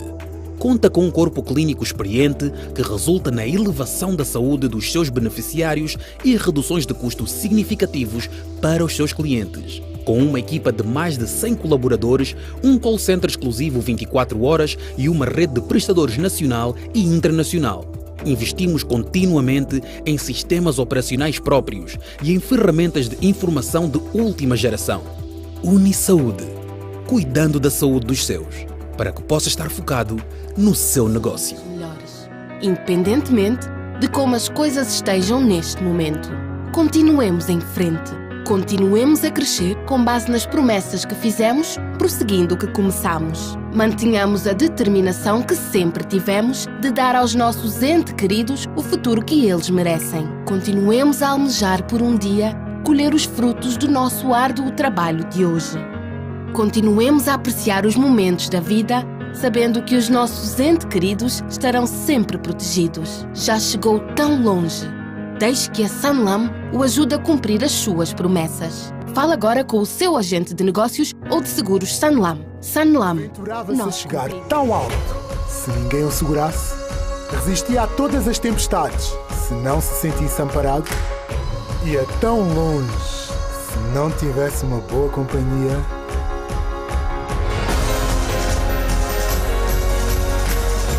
Sentia a mesma energia se ninguém cuidasse de si. Fazia-se ao mar. Se não se sentisse seguro em terra, estaria tão tranquilo. Se não conseguisse eliminar os riscos que todos corremos, estaria tão seguro de si se o Big Seguros não o protegesse. Porque o seu mundo merece a nossa proteção. Ela mandou pintar a sala, só que o pintor assustou-se com a cor da tinta. Resultado, a lata partiu a janela e foi aterrar em cima do carro do Sr. Figueira. Felizmente, os Figueira tinham um seguro automóvel, um seguro de acidentes de trabalho e um seguro multirriscos habitação. A hipótese era 1 no milhão, mas aconteceu. E a Global Seguros resolveu. Já contra o mau gosto da Sra. Figueira, ainda não temos nenhum seguro. Global Seguros.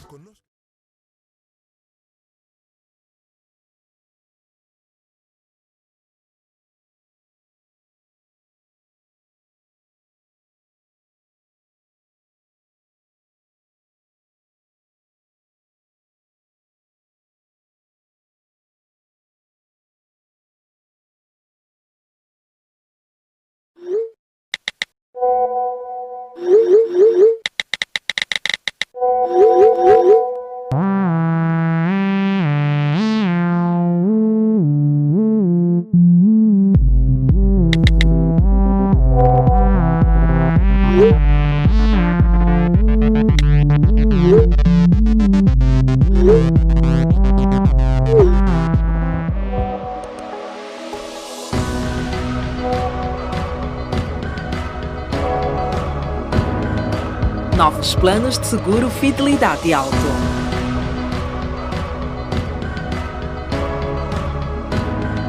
Qual é o seu?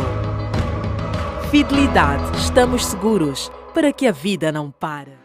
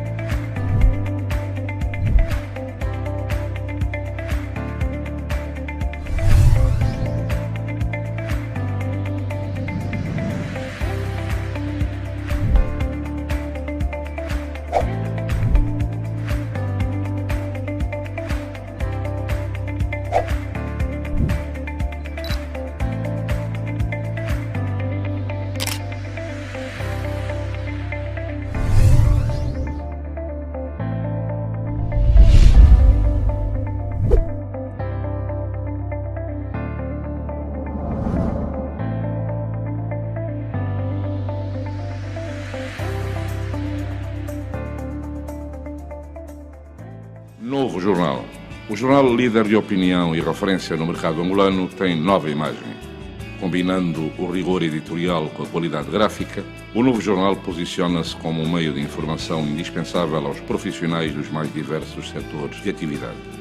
Todas as semanas na edição impressa e diariamente em www.novojornal.co.ao, esteja por dentro dos temas que marcam o mundo da política, economia, sociedade, cultura e desporto em Angola e no mundo. Novo jornal, pulsamos Angola, pensamos Angola.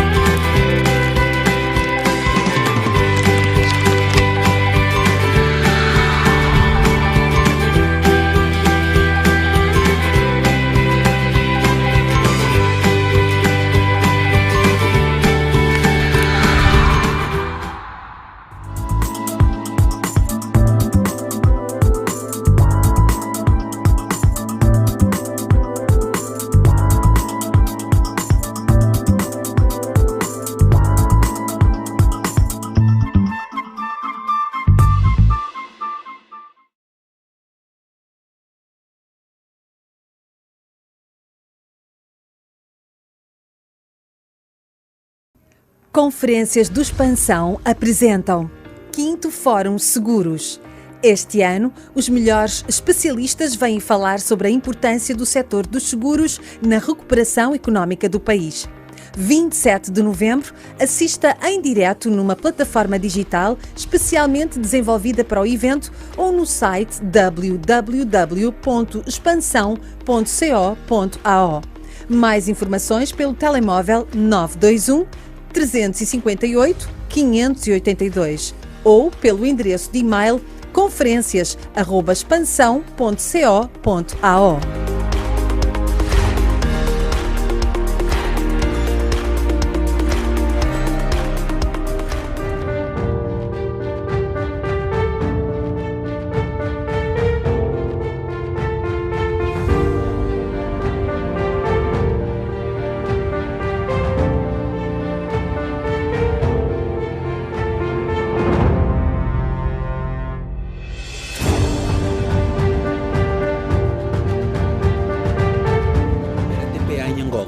Acumulando mais de 30 anos de experiência nacional e internacional no setor de seguros e da saúde.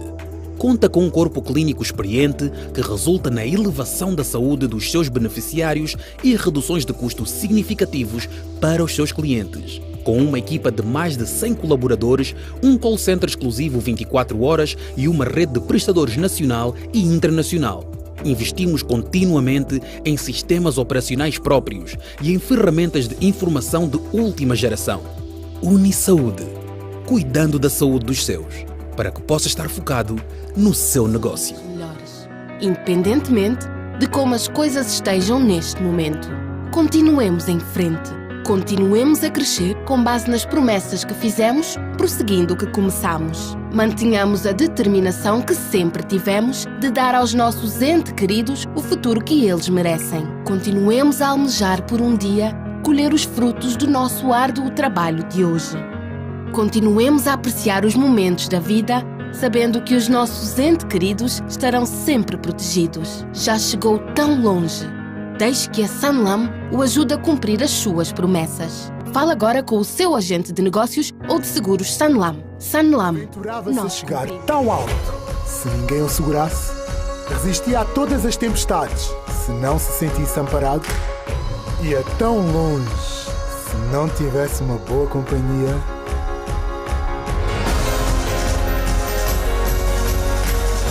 Sentia a mesma energia se ninguém cuidasse de si. Fazia-se ao mar. Se não se sentisse seguro em terra, estaria tão tranquilo. Se não conseguisse eliminar os riscos que todos corremos, estaria tão seguro de si se o Big Seguros não o protegesse. Porque o seu mundo merece a nossa proteção. Figueira mandou pintar a sala, só que o pintor assustou-se com a cor da tinta. Resultado, a lata partiu a janela e foi aterrar em cima do carro do Sr. Figueira. Felizmente, os Figueira tinham um seguro automóvel, um seguro de acidentes de trabalho e um seguro multirriscos habitação. A hipótese era 1 no milhão, mas aconteceu. E a Global Seguros resolveu. Já contra o mau gosto da Sra. Figueira, ainda não temos nenhum seguro. Global Seguros.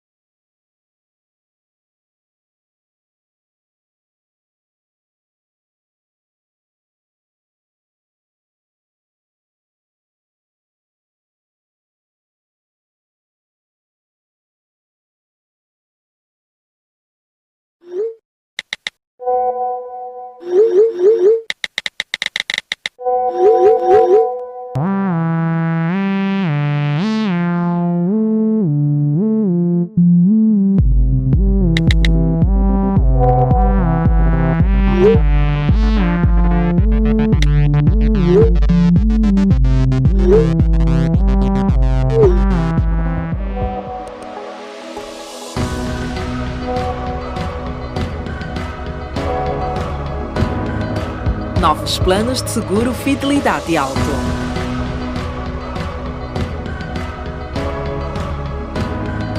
Qual é o seu? Fidelidade, estamos seguros para que a vida não pare.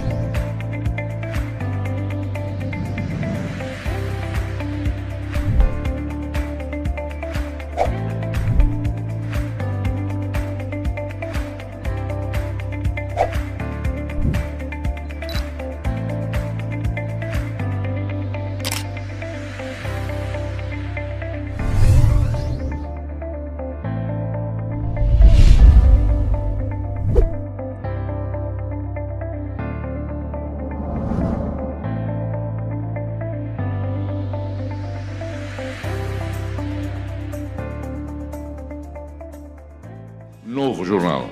O jornal líder de opinião e referência no mercado angolano tem nova imagem. Combinando o rigor editorial com a qualidade gráfica, o novo jornal posiciona-se como um meio de informação indispensável aos profissionais dos mais diversos setores de atividade.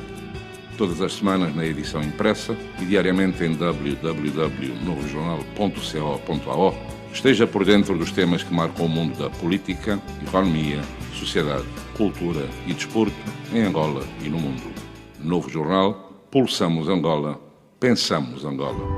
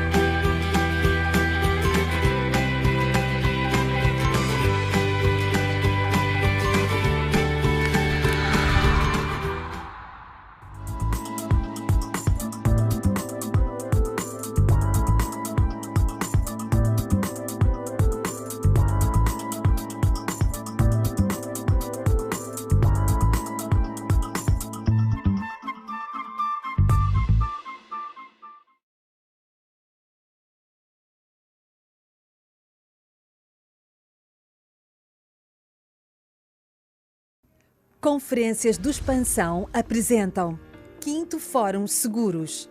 Este ano, os melhores especialistas vêm falar sobre a importância do setor dos seguros na recuperação económica do país. 27 de novembro, assista em direto numa plataforma digital especialmente desenvolvida para o evento ou no site www.expansão.co.ao. Mais informações pelo telemóvel 921 358 582 ou pelo endereço de e-mail conferências@expansão.co.ao.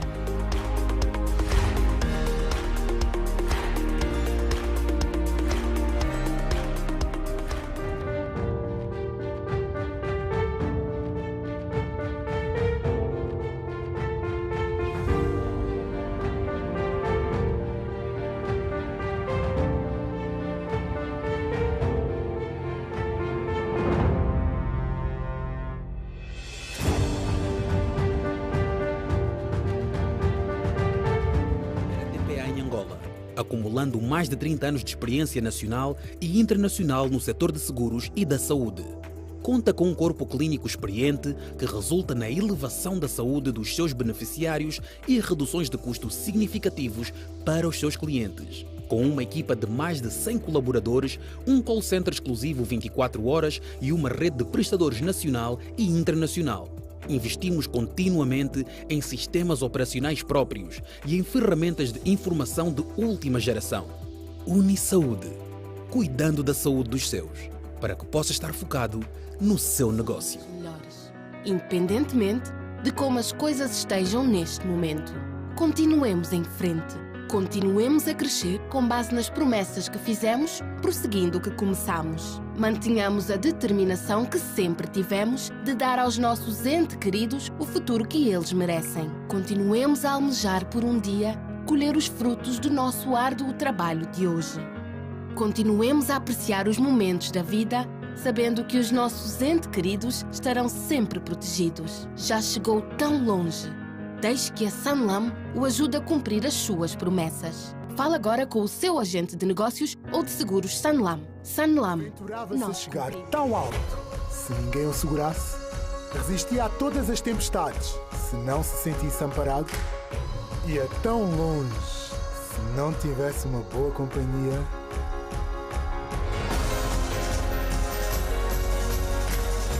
Sentia a mesma energia. Se ninguém cuidasse de si. Fazia-se ao mar. Se não se sentisse seguro em terra, estaria tão tranquilo.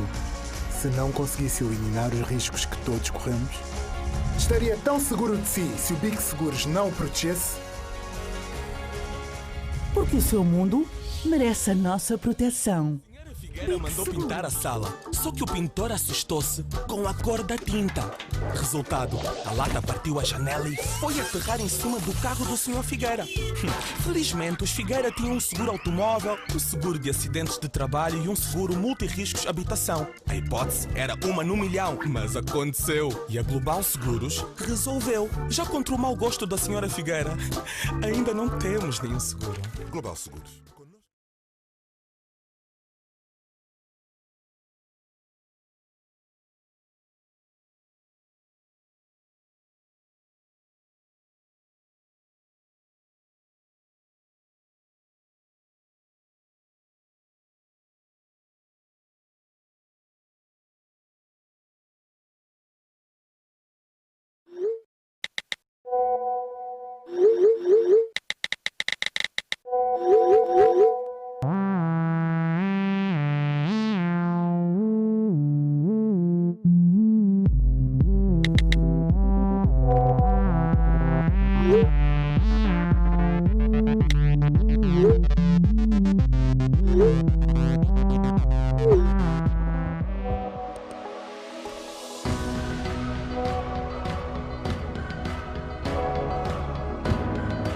Novos planos de seguro Fidelidade Alto.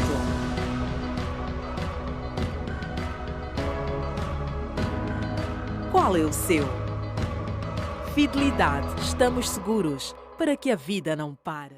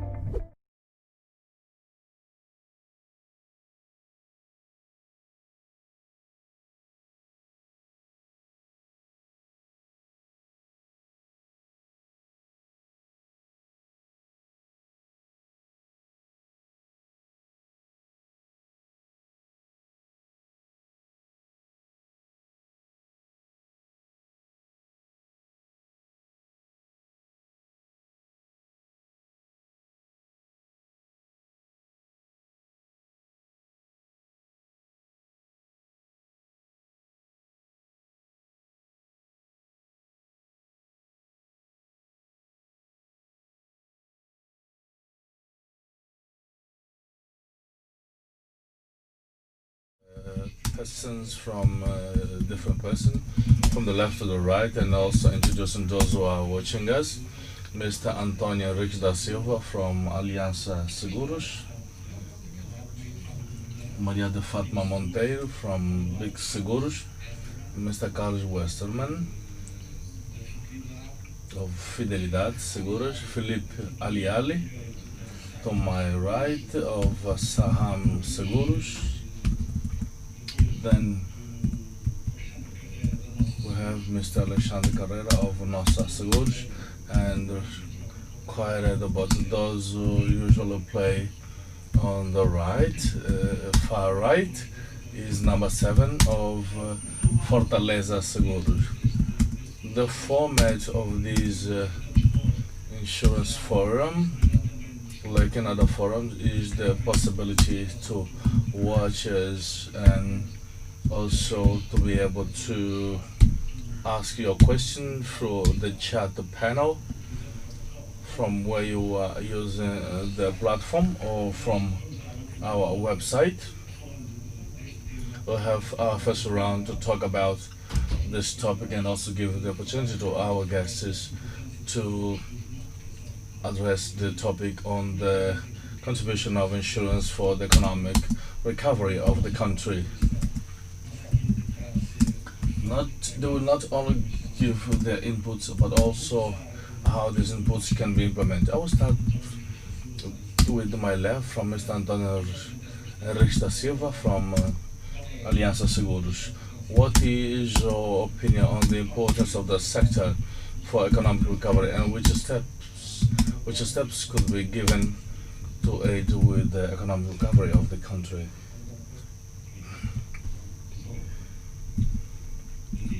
Good morning.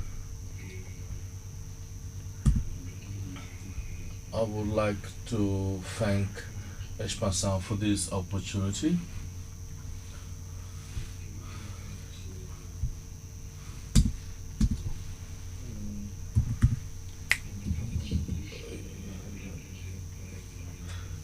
The importance of insurance is comprehensive for the country's economy.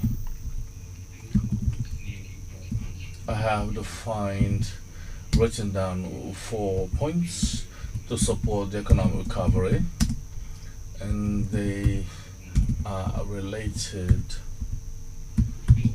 to the role of insurance in the compensations, capital protection,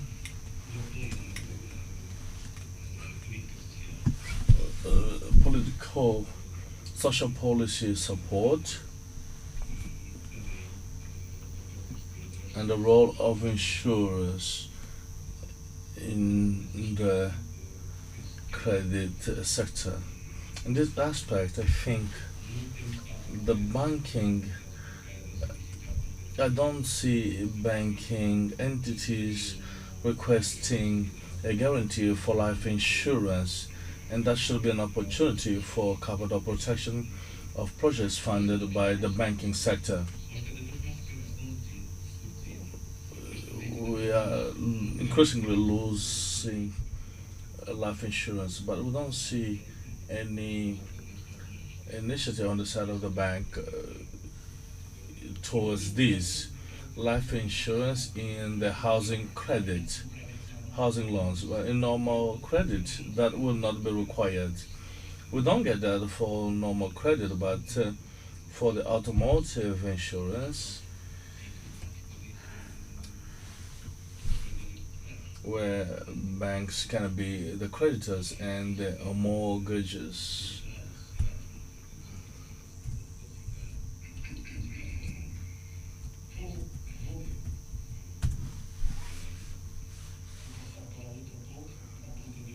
I will now move to the other person to my right. What is your opinion on this topic and what steps could be given?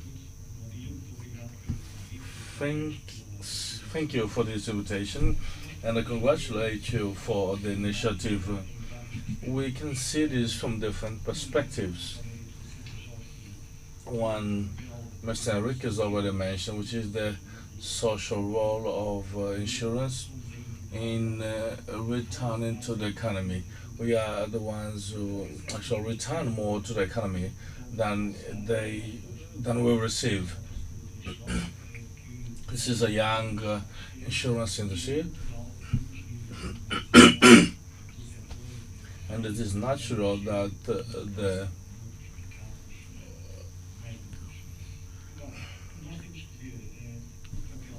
we have to see the role of the insurance sector in the economic activity from two perspectives.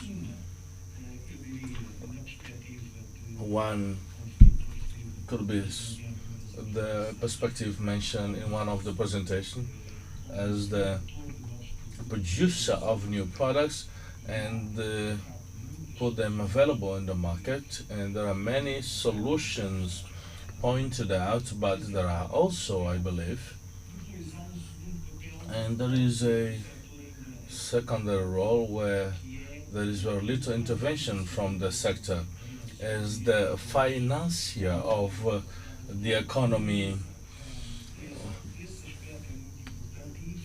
This aspect is very important. The sector in Angola doesn't contribute that much, but it's important to be able to contribute more. From what we have seen from the figures this morning, in life insurance, which accounts for the bulk of the business, there is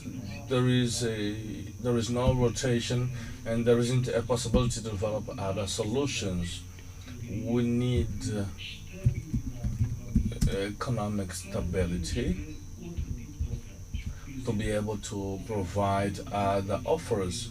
For example, in for life insurance, which is much developed, it contributes for the insurer to be a long-term investor.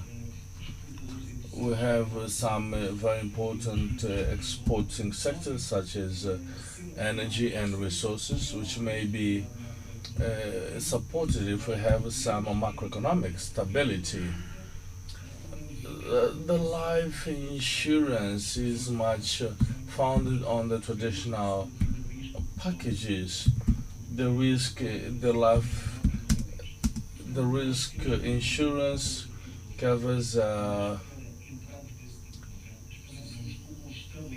series of aspects, but it is important for a person to have the culture of savings. They have a huge role in combating financial illiteracy. We have heard some very important examples of what is done in other countries and universities. I think in other levels of education that would be very important. I would like to hear your opinion on this topic. Good morning, everyone, and thanks for the invitation. There is no doubt that the insurance, and I will use a military expression, has an arsenal of strategies to be one of the main supporters of sustainable development of the country. Insurance business is important and fundamental in all economic cycles. Much more important when the economic cycles are low. In high economic cycles, companies are able to focus on their core business so that when there is a low cycle, they may build resilience. So when they are in a low cycle, they will be able to face those bad times like the ones we are facing in Angola and all around the world because of the COVID-19 pandemics. In low cycles, the focus of the companies. The insurance allows the companies to focus on their core business. They don't have to concern with the accent of their employees, with the vehicles, but in some cases it causes the company to refrain them when it comes to the concept of insurance. Insurance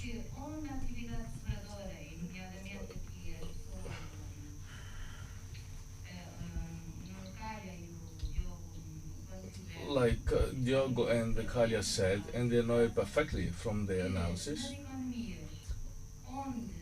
those economies where insurance business is much developed has a fundamental role.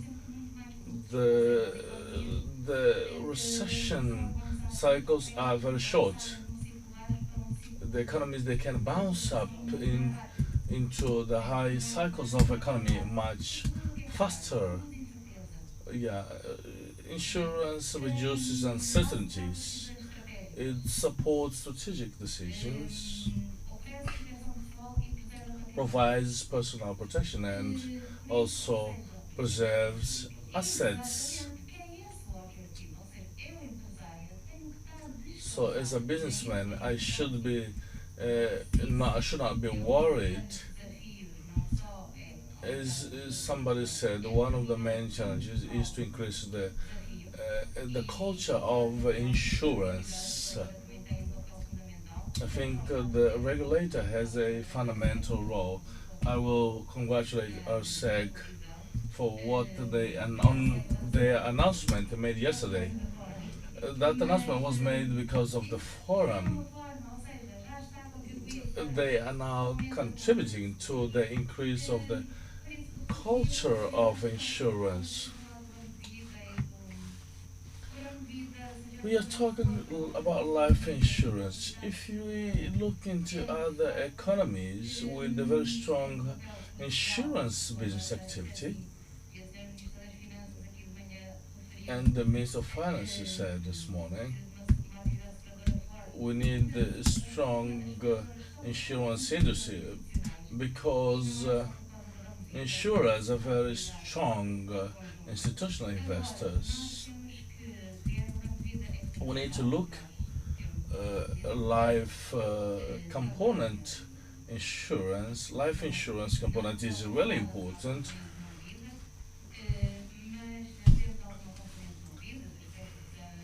We have housing credits, housing loans, personal loans, business loans, but a life insurance component, we need a stronger culture of insurance for the automotive or work-related accident insurance. We also talk about the challenge of new products. Vocês falam mal, falam sem conector. There are two mandatory insurance in the economy.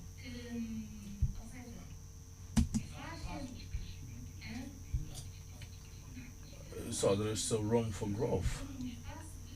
There is an immense room for growth. The insurance companies must be innovative. They must get the market to enjoy new products, to implement new ways of distribution, new ways to approach the client, not only on the sales but also at the level of claims. I think there is a huge work to be done. But we have some mandatory insurance, but in terms of penetration, if we have to make a thorough analysis,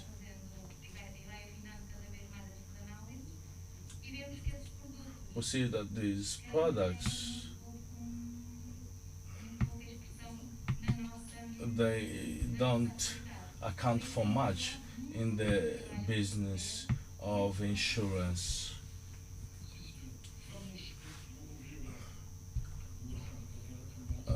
Mr. Alexandre Carrera, regarding this issue, what is your opinion? Thank you, Mr. Jean Armand, and thank you, Expansion, for maintaining this tradition. of organizing this important forum. I will not repeat what the others said. Maybe I will introduce new perspectives. We must be careful in selling realities. We cannot be selling dreams. We talk about the role of the sector in economic recovery. We have a very small sector, but in global terms, it has produced very negative results. I think if it has to do with the influence of a big operator which has much influenced the market. But if we look at the real figures, we had around 200,000 million kwanzas as the outcome. That's very little. We can't do much with that. If we look at the balance of a bank, that's a very small amount. We have an important role, that is clear. But I think if we are like a defense, we are not attackers, we are not strikers, we don't score goals. We have to make sure that the economy works with stability. We have to contribute to the financial stability of companies and households, and also contribute to the social stability.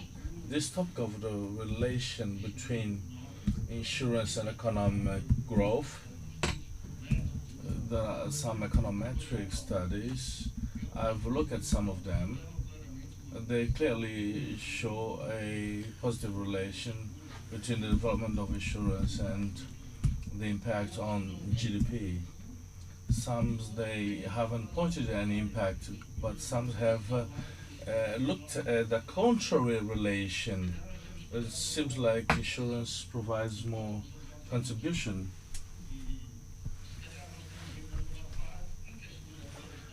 I think insurers, they are still at this phase benefiting for the economic growth. Banks are supporting the insurance companies to structure them.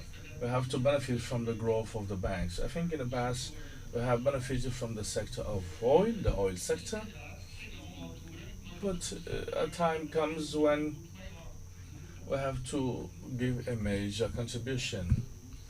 Most of only the mandatory insurers have a major impact. I'm glad that they are mandatory. In that way, we can try to guarantee financial stability. Just to give you some important information, just give you some background. Our penetration is measured by the premiums, by the policies which are divided by the GDP, which is around 1%. $17 is spent by each Angolan. In Namibia is 10. We need to understand how we can have this journey to be more supportive to the economy and to the country. We see that those countries which are able to develop, they have more life insurance. Maybe we need to make a cultural revolution to have people to consume more life insurance policies. And we also need to improve our capability to provide this product. The way our economy is structured, with the role of the treasury obligation, I don't think those savings will go to the insurers. Initially, the savings will go to those type of products which limit the growth of saving.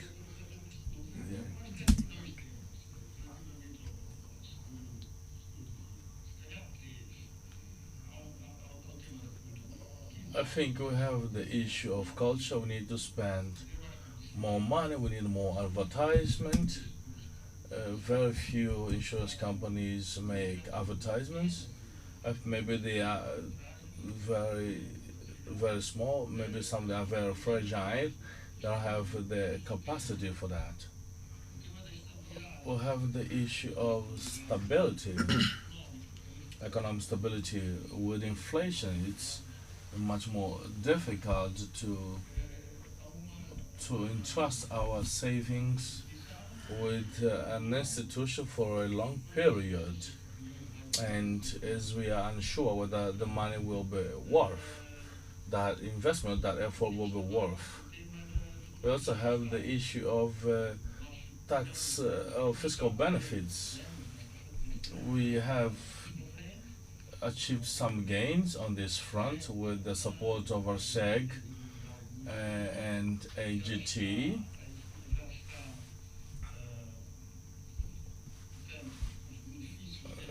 The benefits of these dialogues have been reaped at the level of the pension funds.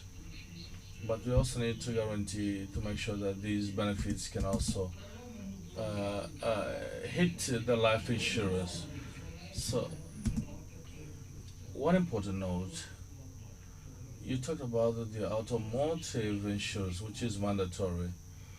In our reflections at Azam, we said that maybe this is going to shock many people, but 15% of the insurance, automotive insurance, I can say that through our newspaper expansion, we try to find out how many cars we have on our roads, and we couldn't do that. Mr. Carly Westerman, could you give us your opinion on this? Good morning. And I would like to thank you for your invitation. I will introduce two notes. One, the insurance companies, while insurers as institutional investors, because we're talking about economic recovery. For economic recovery, as insurers, what do we have to offer the market? As insurers, we need to think about the market. We need to think that the company must produce, must set up factories. For insurers, in the phase of development of the projects, we have all risks insurance, which provides the guarantees to the investor when they are setting up a factory. They need to have the guarantee that the insurance company will be able to restore the capital. At the phase of we give stability to investments. When we're talking about recovery, we're talking about infrastructure, factories, and productive capacity. We are especially focused on these particular needs. As institutional investors, we know that insurance companies work on an inverted cycle. First, they collect from the clients, and after that, they make investments.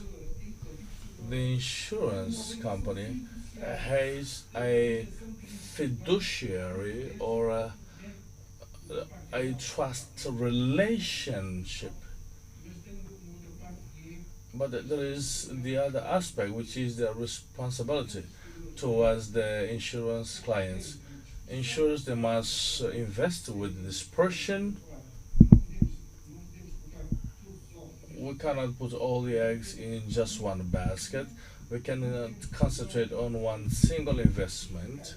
We need to diversify the investments, and we can't only focus on one single investor. We have the rule of diversifying the investment. If something happens, or in case of non-compliance, we need to have money to pay the clients. We also have the aspect of treasury. We make investment, making a line between our liabilities and investment of our assets.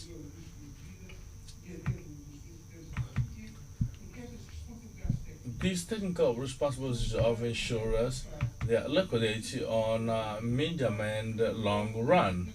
If that is the case, then I can make long-term investments.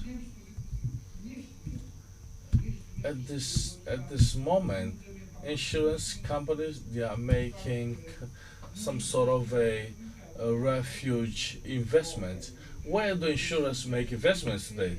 The top 5 insurers in 2019, they have invested 85% in refuge assets. I'm talking about in real estate, 62%, and in savings deposits. I think the insurance company which they have invested fundamentally in companies of the same group.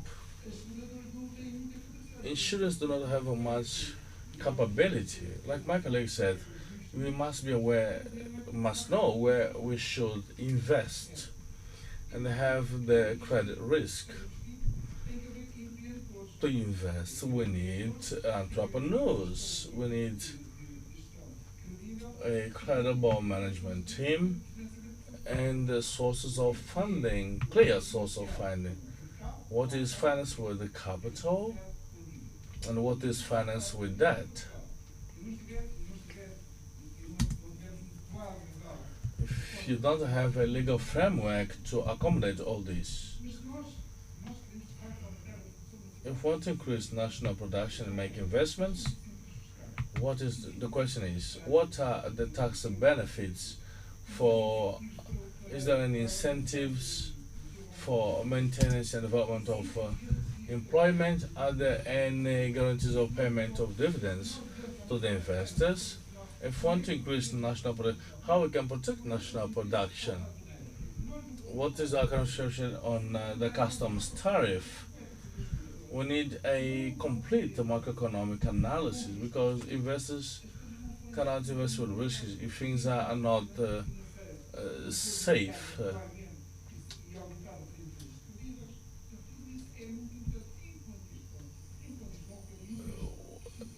Our country needs this to happen.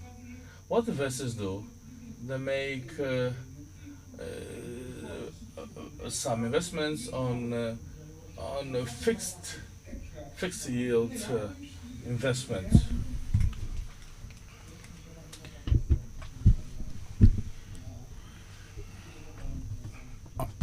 I would like also to give us a first overview regarding this issue related to this insurance for economic recovery and the steps to be given.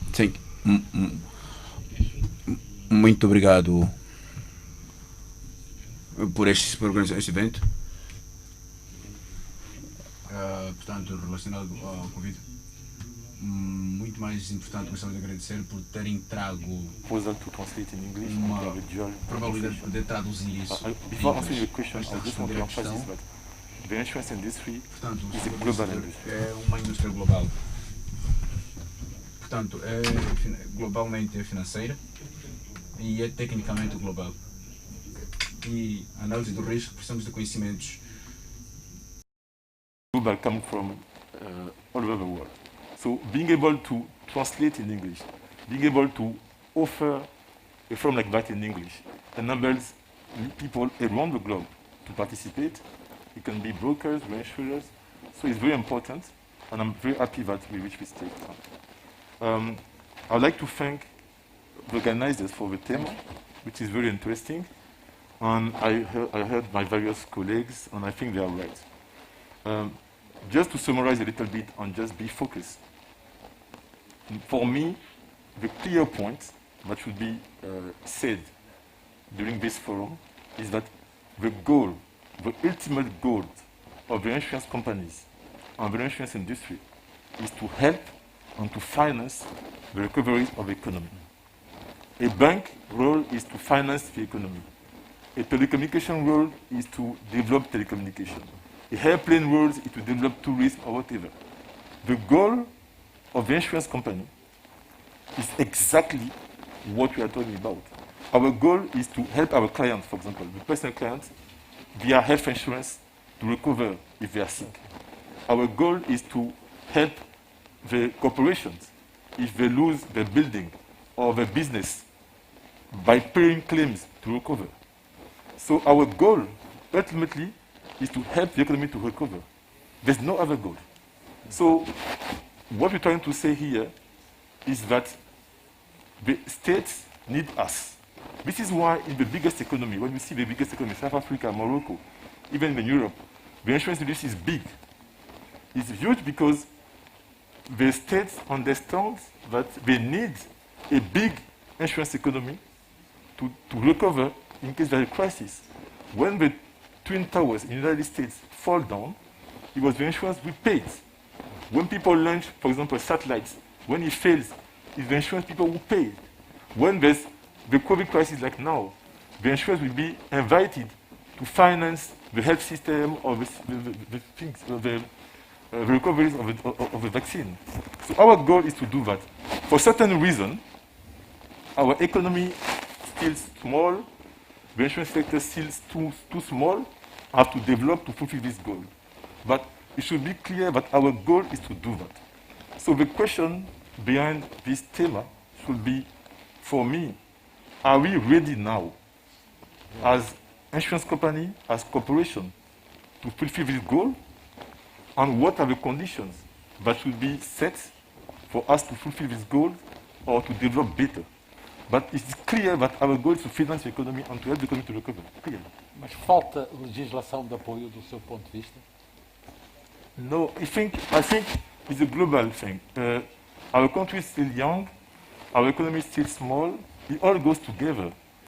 The company, first of all, for me, the company has to fulfill their role, which is to have a high solvency and professionalism. Because when the claims arrive, if you cannot pay your claims, if you cannot, let's say, fulfill your duty, you cannot help the country. If your business is not profitable, if you don't run the business correctly, if you don't have enough solvency margin, of course you don't fulfill it. So there's rules for the companies, then afterward, there are rules for the regulators, and there's rules for the economy globally to develop the insurance sector. Deixa-me dizer, a partir de agora, say, now we will be in this conversation, if somebody would like to intervene, regarding to the topic of regulation. It's always very important, regulation and supervising. We need strong companies. We are not very different. We do have resources to face the risks. People, they only leave the money in the safe when they know that the safe is a safe. Then it's very important that the market understands that we are a strong sector, very well managed. We need financial resources, although we are so involved in creating products, techniques, but we are a financing company which is not different to a bank. I've already worked in a bank for many years and I cannot see any difference. But this is one issue, very concentrated, small concentrated. All the companies that don't have a strong dimension. I think this is one issue and I don't agree with him. It's not very different to a bank, but insurance company is completely different. The activity of insurance companies is much more complex activity than the banking activities. It's one activity completely different. It needs genesis and on the way, well, Of course, there are principles which some are much more honest, much more credible. But what Alexander wants to say, the activity of financing of security companies, I think, seems a little bit poor to the financing activity. It is within the financing activity, but what we have seen is the banks have definitely developed, but the insurance companies' activities seems has not developed. It seems as it's remained stuck. This is an activity here, definitely, as already been mentioned. Do you have an explanation for that? What is your opinion? My opinion has to do precisely with much more policies, much more legislation, with insurance companies, the climate of confidence we should provide, that the insurance companies should, there might be a confidence environment. People should trust the insurance companies in their activities, and it should be as they should have practices that will lead people to trust in these insurance companies. People cannot be afraid, or then they think that the insurance companies, that last analysis, well, when I have got, it will be the last in my priorities, but when I need some help, is the first thing to go. But the insurance companies, they should have practice with the help of the regulators, with much more updated regulators, much more flexible to get adapted to new realities of the country. But we are the ones who should provide this confidence. Other operators who should give this confidence to the market, and to come from our zone of comfort and go out and people to understand. And there we'll talk much more on the insurance culture. Paulo has provided very important that only 15% of the cars which are running in the country with car insurance. This is one important data. It reflects the lack of confidence, reflects of people not knowing. I think it reflects much more the lack of confidence, reflects for people not knowing what insurance is all about. On the one who is in activity,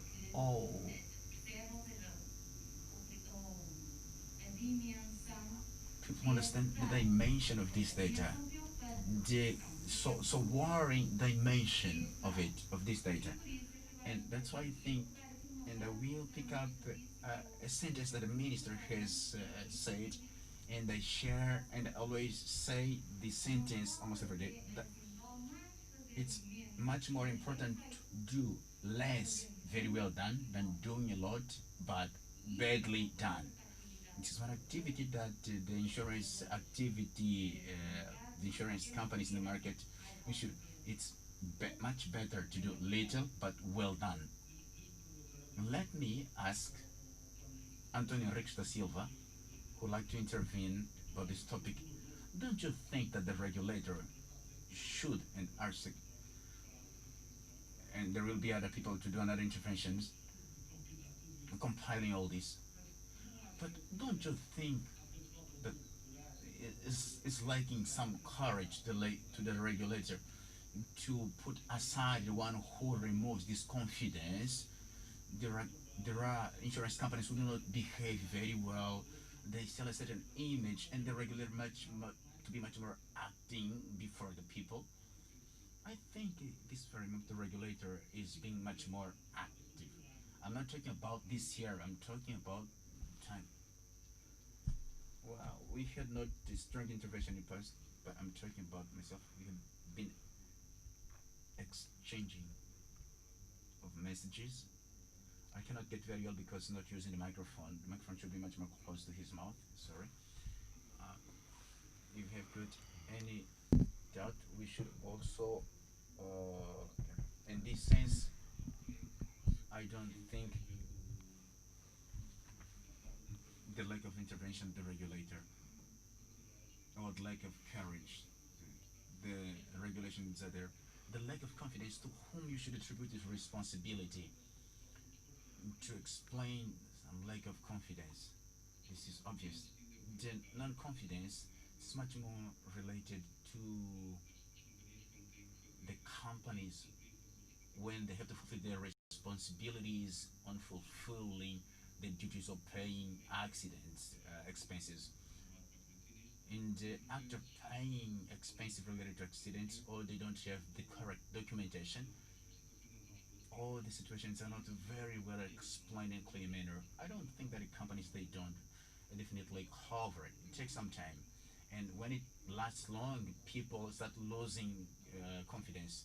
This issue of confidence in the market, but this issue of the need of this confidence, which will definitely improve the business development. Muito obrigado. It's too easy to put all the blame or the pressure on the regulator only. We as professionals, we have our part to do. I was pleased, for example, to say that for Saham, for example, we increased our capital twice. In 2018, 2009, and the regulator approved it. Bem, without any rules. Vocês não são o setor todo. No, but we as professionals, we have also to apply the rules. We went to school, we know, we are auditors. So when it's needed, as individuals, as companies, you have to apply the rules. And afterwards, the regulator can come and put additional rules on it. But if, as professionals, we do what needed, it also helps. So if we are waiting for only the regulator to come, then it will take more time. Okay. So because we are companies that are linked to groups or we study abroad, the guidelines are there. I mean, the guidelines, even if the regulator doesn't apply it, if you go to other countries, you know the guidelines. So if you want to be professional, you can apply. Being professional means have the good capital. We increased twice our capital, even though the law doesn't require it.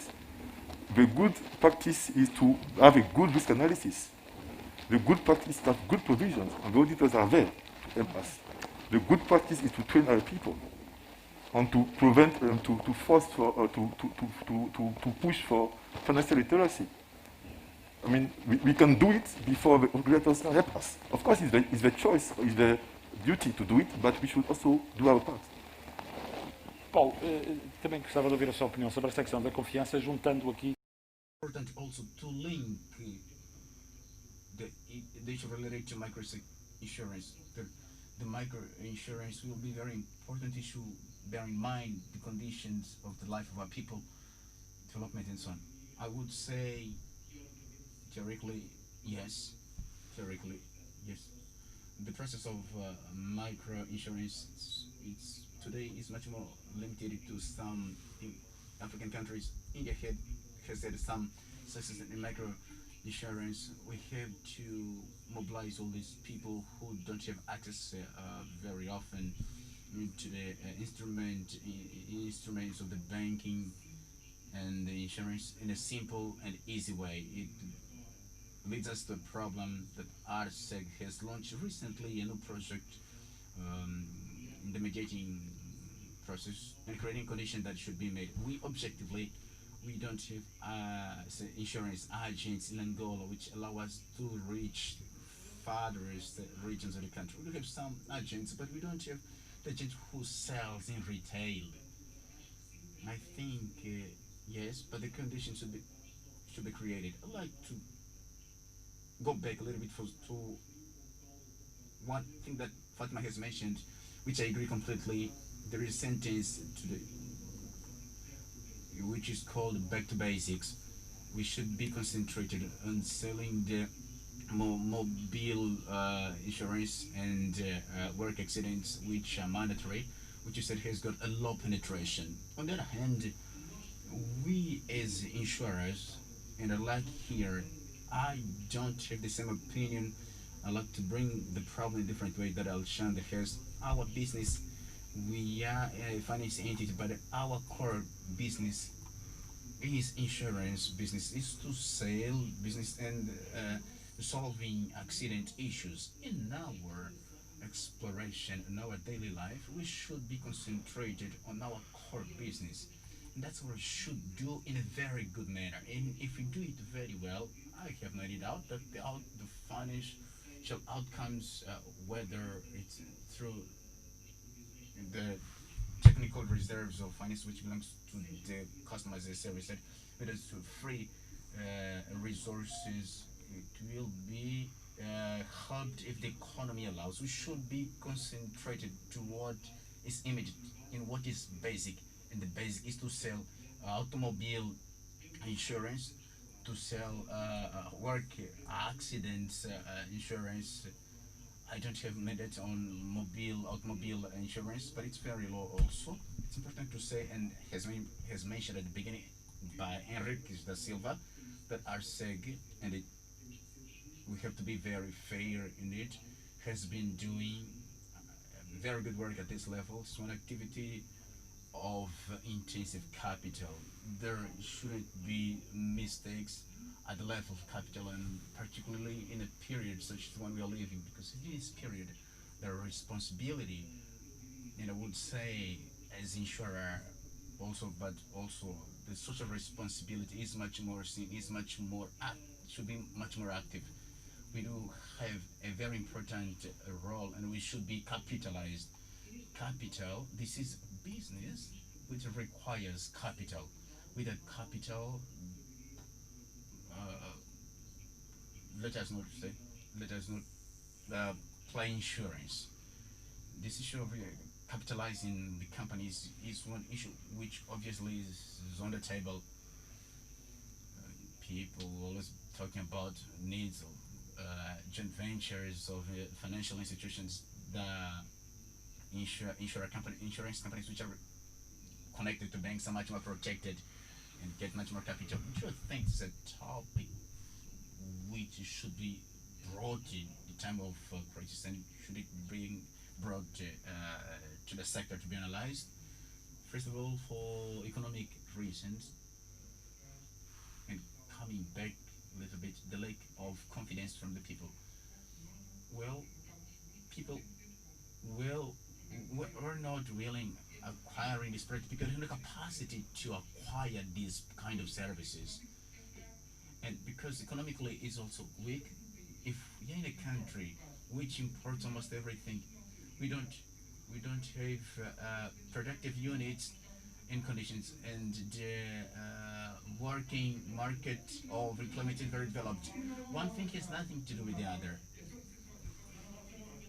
It will be mandatory, but regarding to the I'm talking about insurance companies in difficulties. The insurance companies which are related to banks, they've got a competitive advantage which is visible. They've got a distribution network which in fact is notable, and they have got access to foreign currency much more easier than the others. We take much time to pay our duties abroad because we have difficulties. We depend on the approval of the banks to be provided foreign currency. But if there is an insurance company which deals with the bank, they've got more protective measures. Regarding to the insurance companies which should not be in the market, they don't have conditions to remain in the market. To what I know from supervised, it's not they decide not to close the activity in the market, but they should be absorbed by other companies not to bring upheavals in the market. If they don't have not conditions to remain in the market, they should leave the market. These insurance companies, they will not fulfill the obligations when there will be accidents, or let us bear it in mind, the mediators, they've got a responsibility. If a professional, they put this kind of business in the market, they are putting their duties in insurance companies who have got problems in fulfilling their duties, and they receive the consumers, they receive periodical information. All the investments do not cover the technical provisions. The presentation that has been made at them at the beginning is not enough, but there are also rules. The supervisor will not close. They've got rules up to their extent of intervention. They've got a plan of restructuring a process, or they will change the chairperson on the board of directors. They've got also limits, but along the time, this company is facing a lot of difficulties, and as the demand grow, they will have much more difficulties. They will move. They will be definitely absorbed by the other companies, or then they will disappear in the market. Let me. There are 27 licenses of licensed companies. There are 27, and there are 3 companies which are not working as one of the consultants, and 10 of them decompose 92.6% of the market. There is a quote of 7.2 to distribute by 14 companies which are working. Just to have an idea about this analysis. I'd like to listen also your opinion regarding this issue. This is global. We're talking about the new legislation of the insurance and reinsurance market, but the issue of micro insurance policy and how the insurance companies will get used to get new products and take advantage of them. From the opinion poll of Mr. Paul, and I do think it is important to reach the people of low income, and that's where we find the biggest difficulties. To reach the people of low income, we promote here the financing literacy in terms of insurance to these people. By this very moment in Luanda, I think it's possible to talk about people who have got access to cell phones and internet. It may happen much more in Luanda, but if we leave this urban perimeter, that's something we will not be able to witness. As Dr. Paulo has said, we don't have people or our agents who take this product to these people who are out of Luanda. Apart from mediation, you have the people. They will also contribute. I think it's a very good idea that has been presented this very morning. When you charge your airtime, a percentage goes to the insurance company. That's very important. We are also taking to the needs of these new products to be applied to the legislation. Recently, Unitel was receiving from VNA the license for this kind of payment, and from there we can definitely evaluate this aspect as well. There's some very good initiatives with some activities for when you get a certain good or certain service, and from there got this card, I've got some points, I'll have deduction in my insurance. We are already witnessing some initiatives, but just to pick up this issue of micro insurance, and practically we already have in this the idea of micro insurance. Big insurance is something linked to a bank, as it's obvious. It has got the same name. That's in insurance companies. We are in a country. We reach every corner of the country.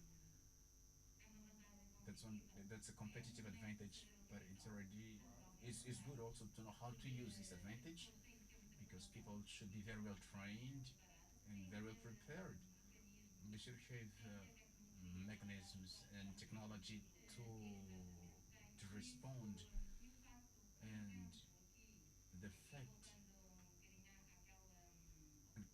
coming back to the insurance, which definitely touch much more people, the automobile insurance, the one we talk about, and people much more associate to what insurance is about.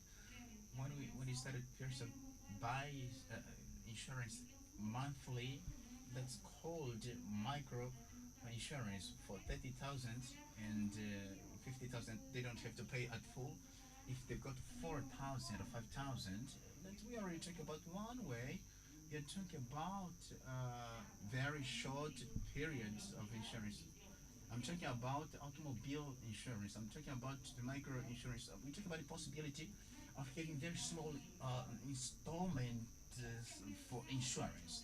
That's paid in segments and create some products. If I say that's a very good, there is still a long road to move.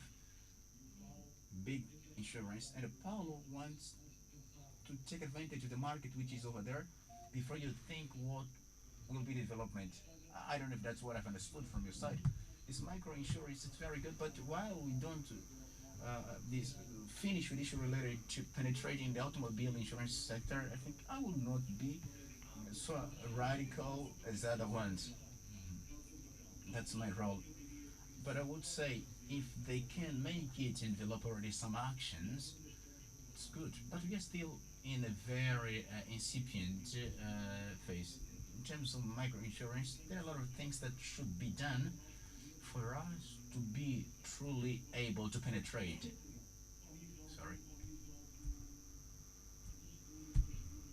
Talking about the mandatory insurance, then we must, in spite of the constraints we are facing,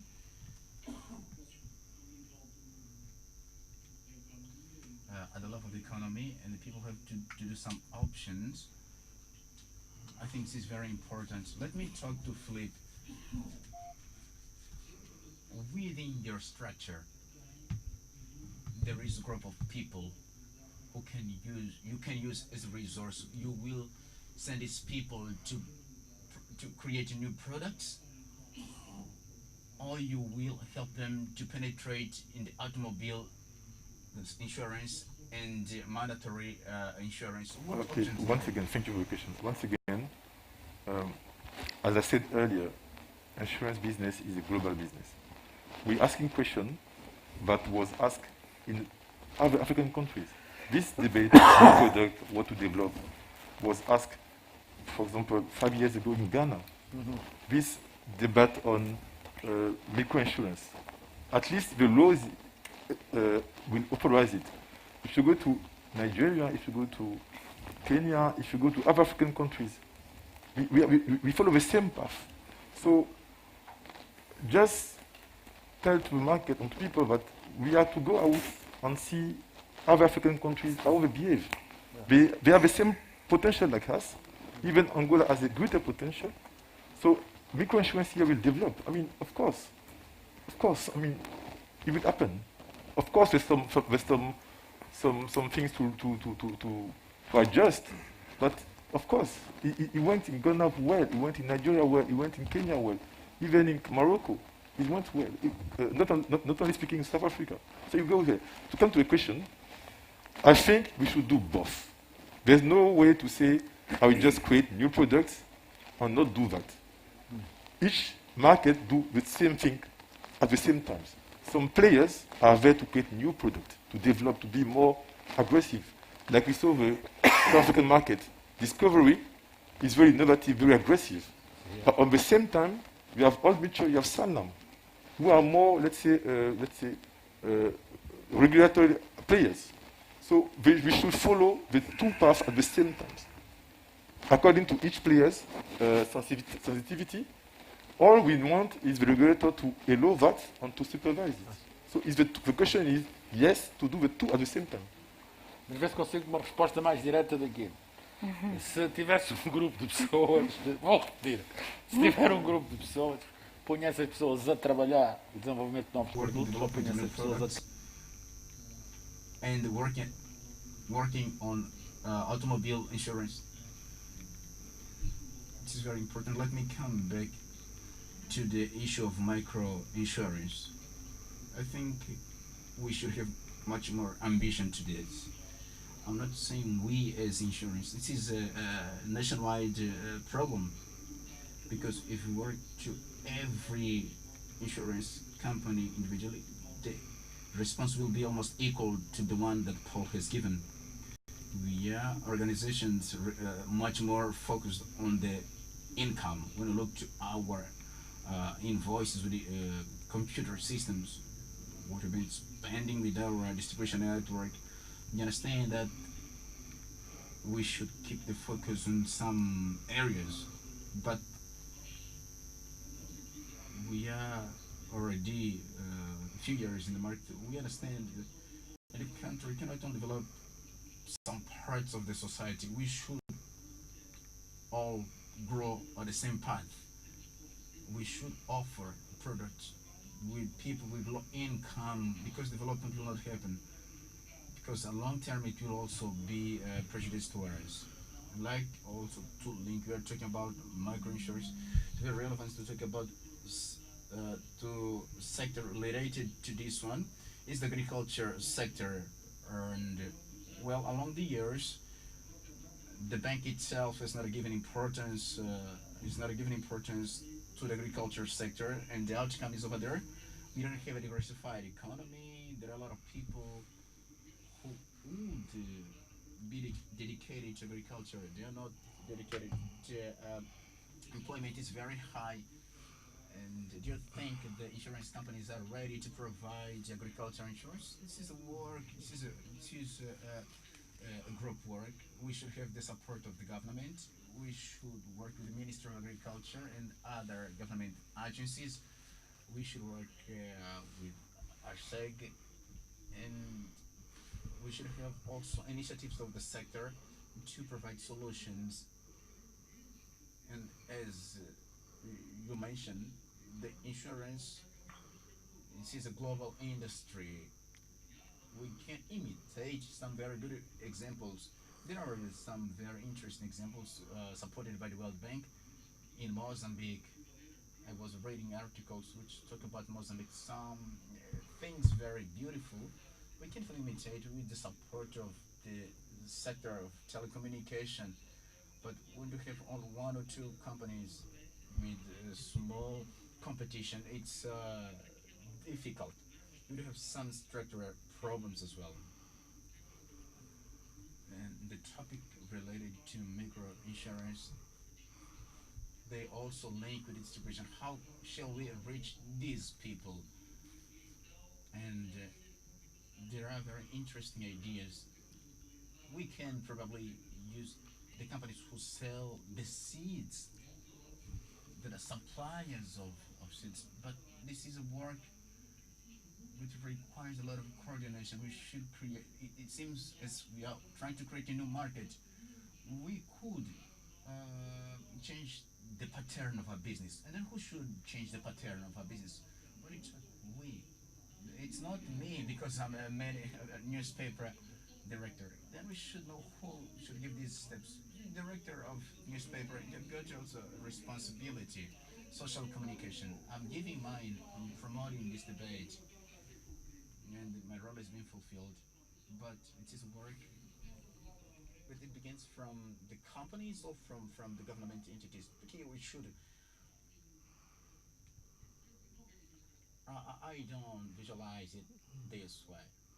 There is a topic which is very important. Companies got the social responsibilities, and the social responsibilities, and within the social responsibility, we can carry out these kind of activities. But the social responsibility in future, that's where we'll definitely profit. We'll gain money. We'll get revenue. There is economic relevant logic. Let me ask Carlos. We're talking about the topics a little bit out of the topic, but let me ask you: when we talk about these issues, is there a way of thinking which looks like to the operators of the major players in the market? It is a work of the operators. Do they think and together create a platform? I think everyone should use its strategy according to the reality faces. In the microcredit, there are some bank institutions which are linked to financing process. The farmers, they play their role because the sale cost is already envisioned. There is a system where many partners come in, and each partner comes with its business, with its agreement to business. They invest in this operation, they know, for instance, if an insurance come to microcredit supporting the agriculture process, would be investing and simultaneously would be willing that would definitely insure this activity. Insurance wouldn't have a bank at the back. They should have another strategy. Have they got the way facilitate? No. We're talking,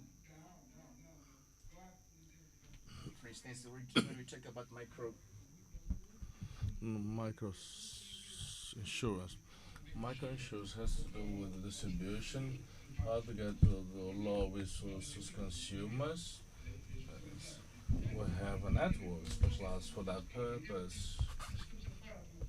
If we're talking about of a consumer with a more limited purchasing power,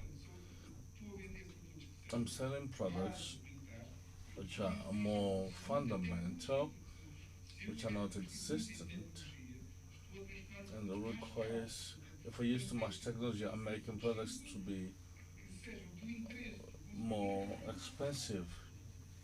It has to have to be affordable products, less pricey products. We don't have huge agents.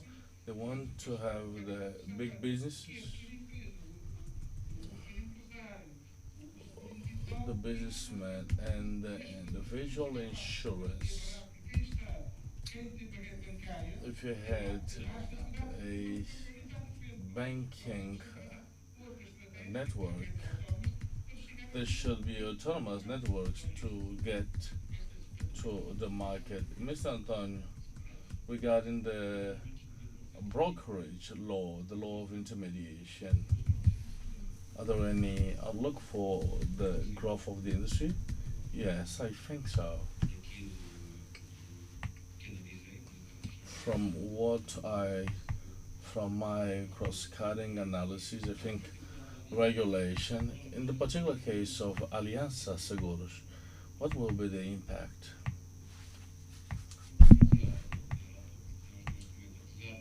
It is highly important, although we are also associated related to a financial banking institution. As a result of this lack of culture, we are still growing.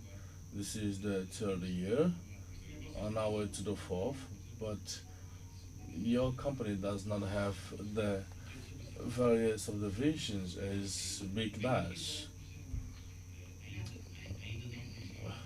I haven't started. I think we will start with 2021.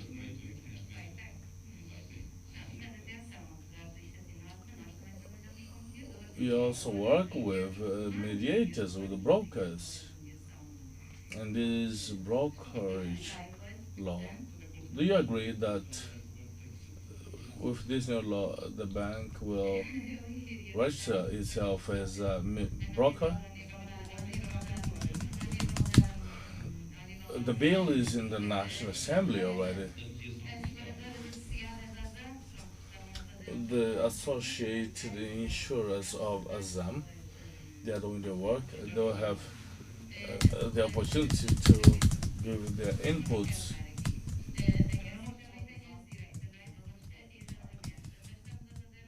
We are working and whenever our SEG requires our contribution, we provide it accordingly. The brokers, we work with brokers, we train brokers. As Carlos said, the concern of the. I think this could be a credible opportunity, but there aren't many actually. Now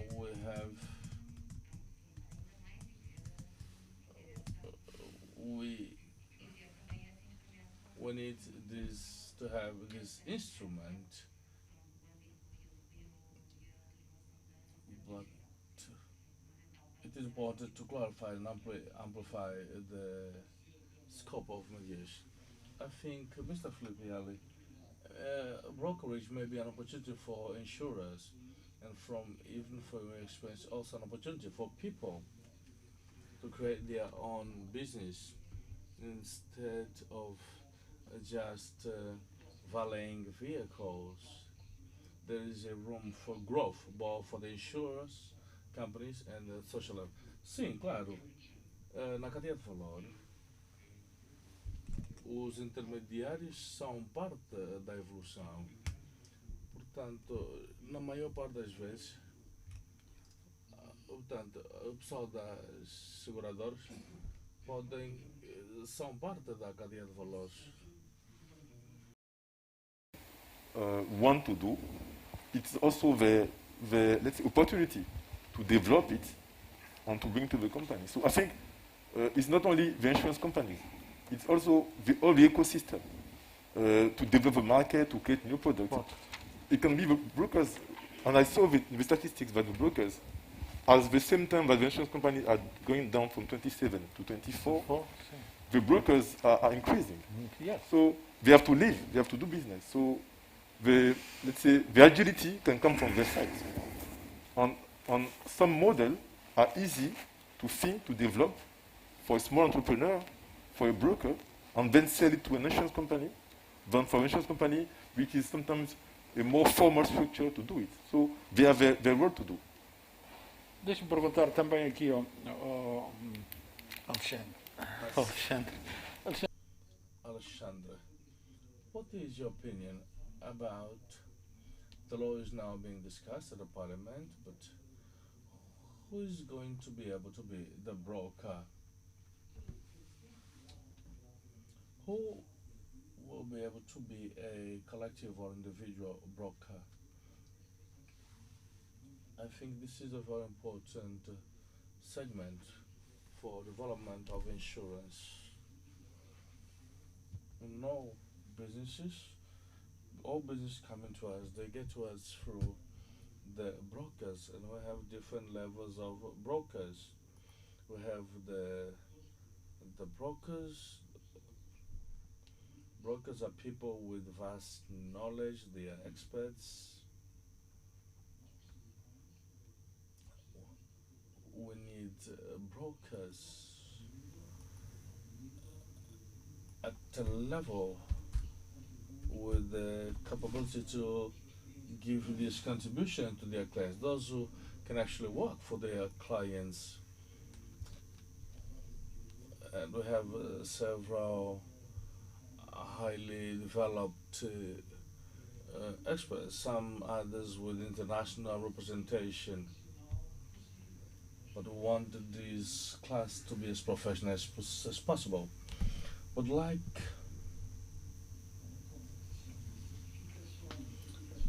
we need the professional certifications.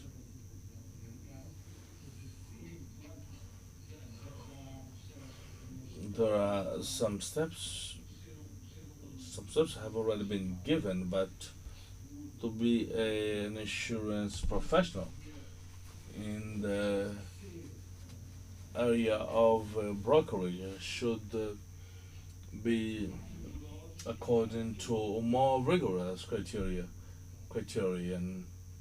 Can you give us an example of a criterion? Give me an example of a criterion which a more rigorous criterion. It is important. This is a sensitive issue, and our brokers are very important. They have given a valuable contribution to the development of the sector. It is important that these levels of professionalism may be increased. We have much of the contact with the clients is done by these people. So the sector confidence, the industry confidence depends much on the confidence placed on the brokers or the mediators by these companies.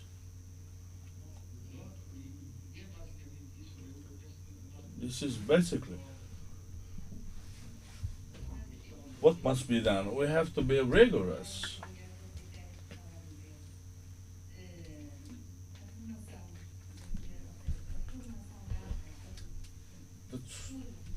The training given to potential mediators, the quality of the training, the quality of knowledge.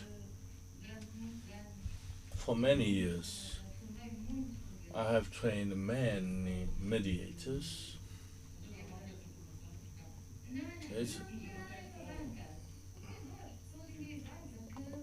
I think training for individual brokers, training in job creation as part of our job creation effort.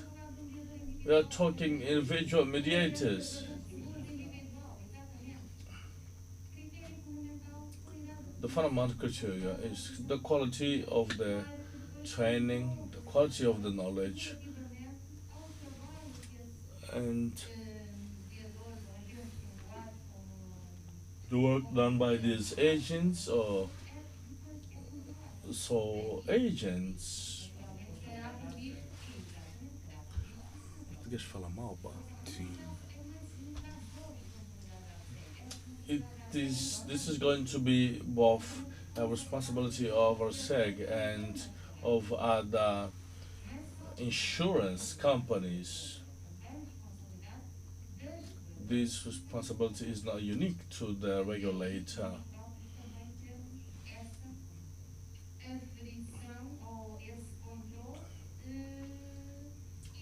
And then we'll be able to have this control.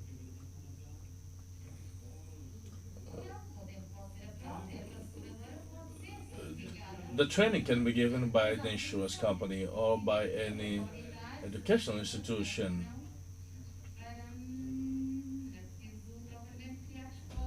We need to set up school. Just what? Regarding the knowledge impartation, we talk about contents, but there should be a list of the contents, a curriculum for methodology is one of the aspects.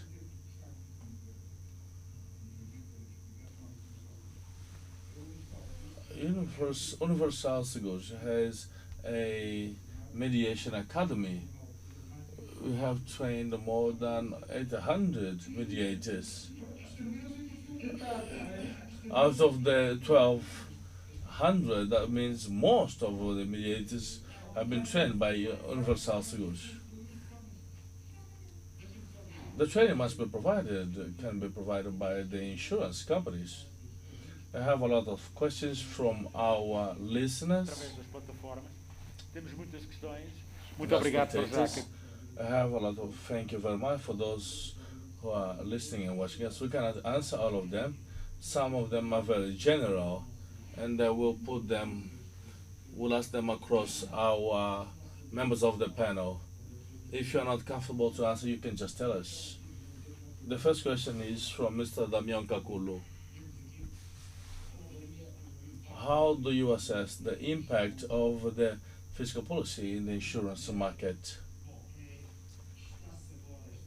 I think we are now articulating with RSEG and AGT to try to introduce some benefits and advantages to generate fiscal benefits.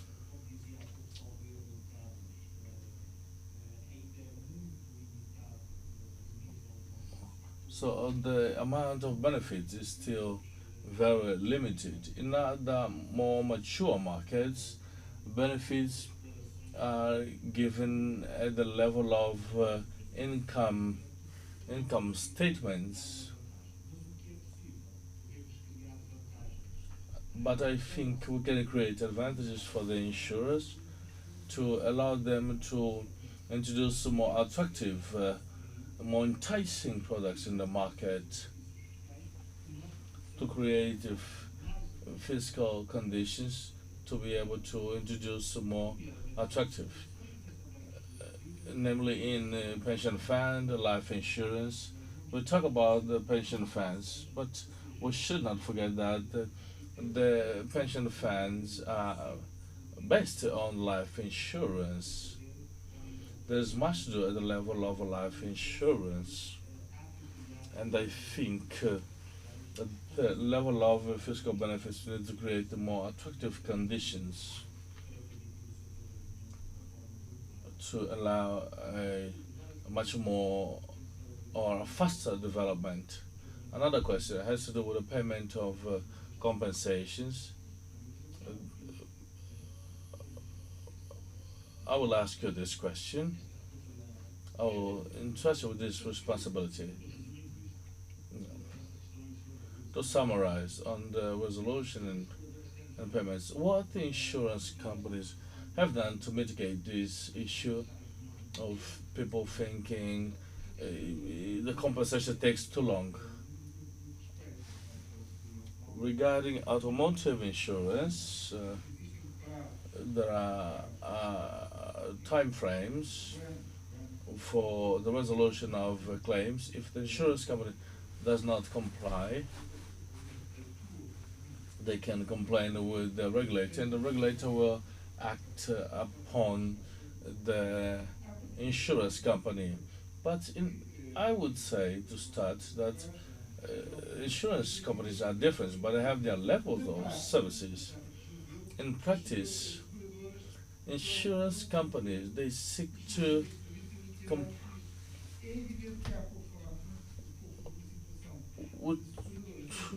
we talked about embattled insurance companies. And one of the problems is the liquidation of claims. The insurers, they seek to liquidate the claims. If you can't pay the claim or liquidate the claim because of some small difficulty, or maybe there is a structural problem because the company is not complying with its obligation, which is to pay any losses or damages to the client.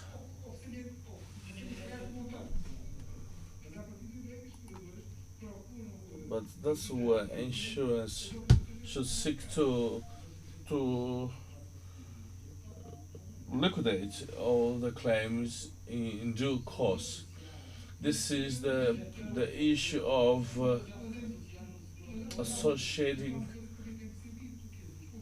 One thing I have to say is that consumers,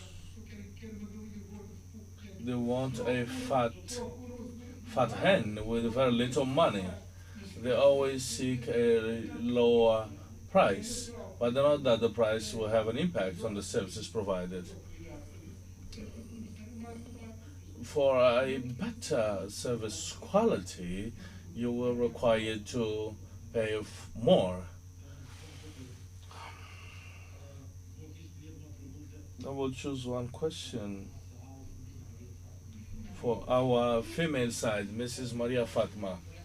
I have one question which actually befits you. This is just to clarify a few things. Orlog Shingang is asking, just as the banks are required to realize a minimum capital, don't you think the insurance company should also comply with this obligation? Yes, mandatorily they have to require that. Insurance companies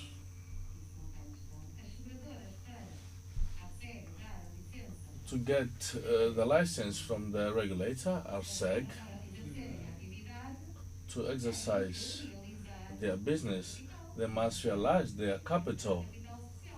They must realize their share capital now is equivalent to a minimum capital of $10 million. Insurance companies, they are required to issue the license based on the realization of the share capital by the insurers. Insurance.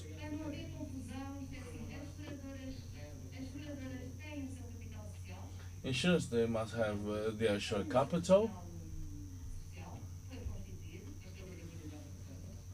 Do they have the obligation for any ratio with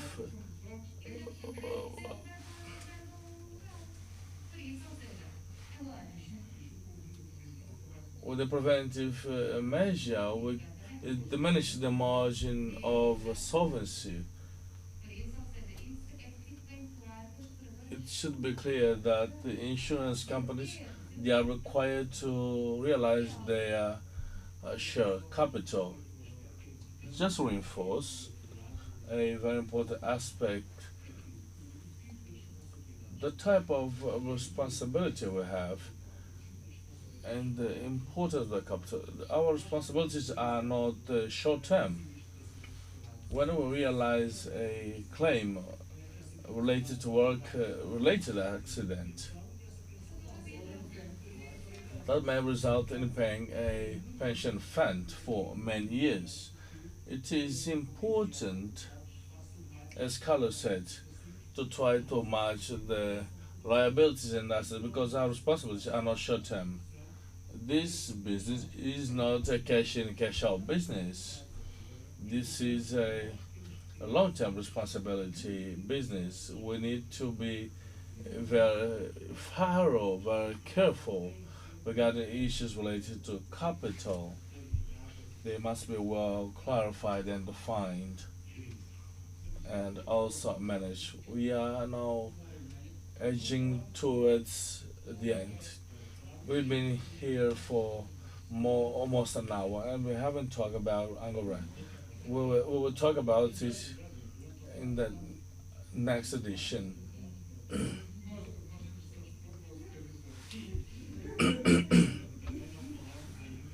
We also didn't talk about a very important issue, which is important to structure the market, as the minister said, which is the divestment of ENSA. The divestment of ENSA, we are going to do such an extensive work on that in our newspaper.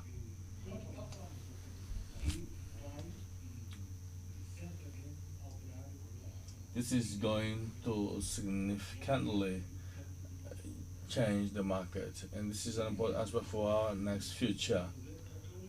Last question, and once again, my apologies.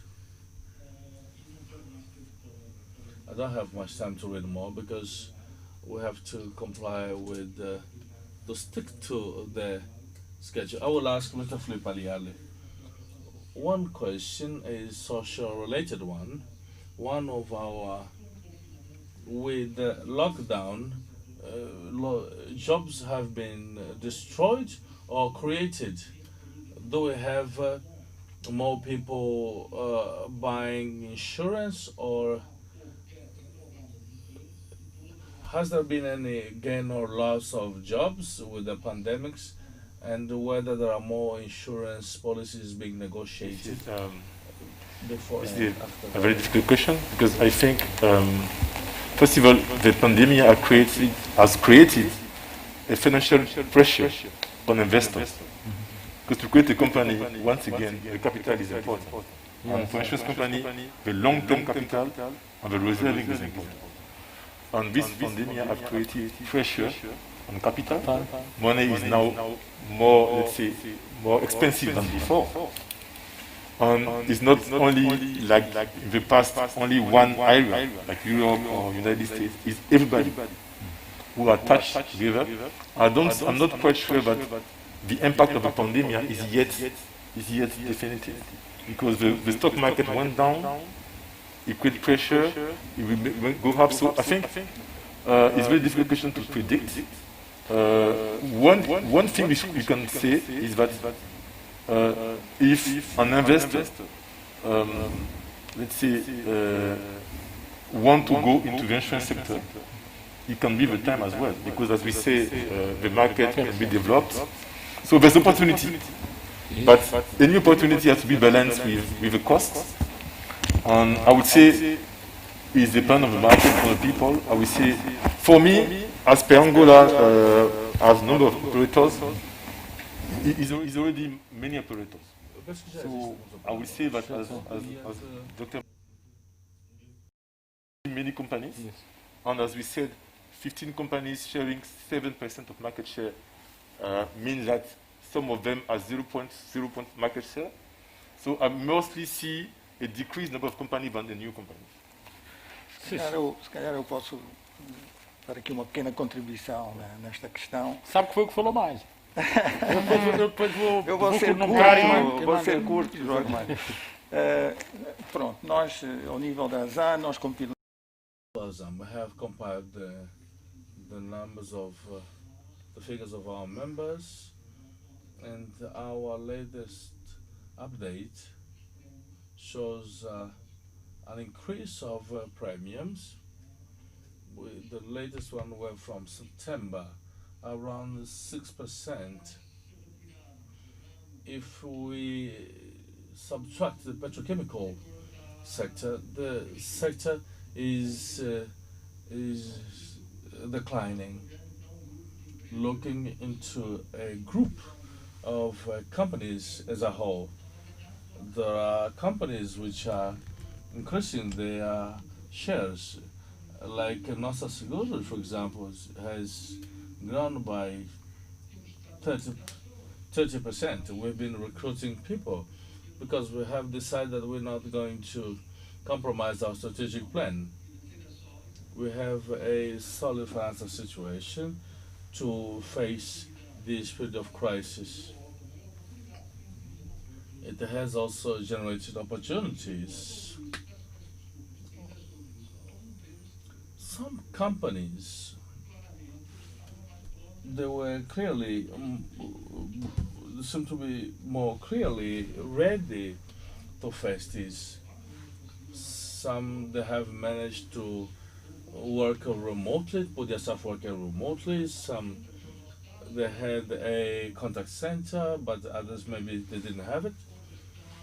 Other companies, which is our case, for our commercial policy, they have adjusted their prices. We started a campaign where instead of the client paying for the automotive insurance for 12 years, I could just pay 8 months.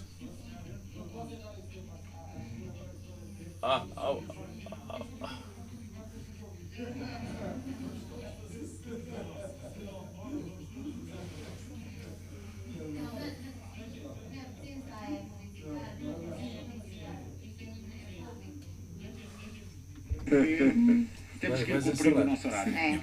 Vamos agora. Let's now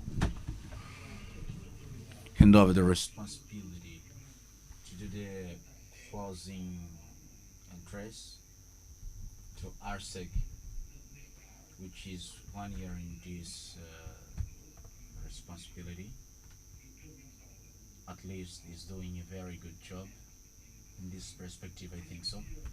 That's I'd like to sit around from that pulpit, and we will have the possibility of seeing you face to face, and the people who are home will have the possibility of seeing you. And this closing address, we will be watching through the screen. We can watch the closing address from this. So we cannot give our back to the pulpit, but angels have no backs. Dr. Elmer, please, I invite you for the closure address.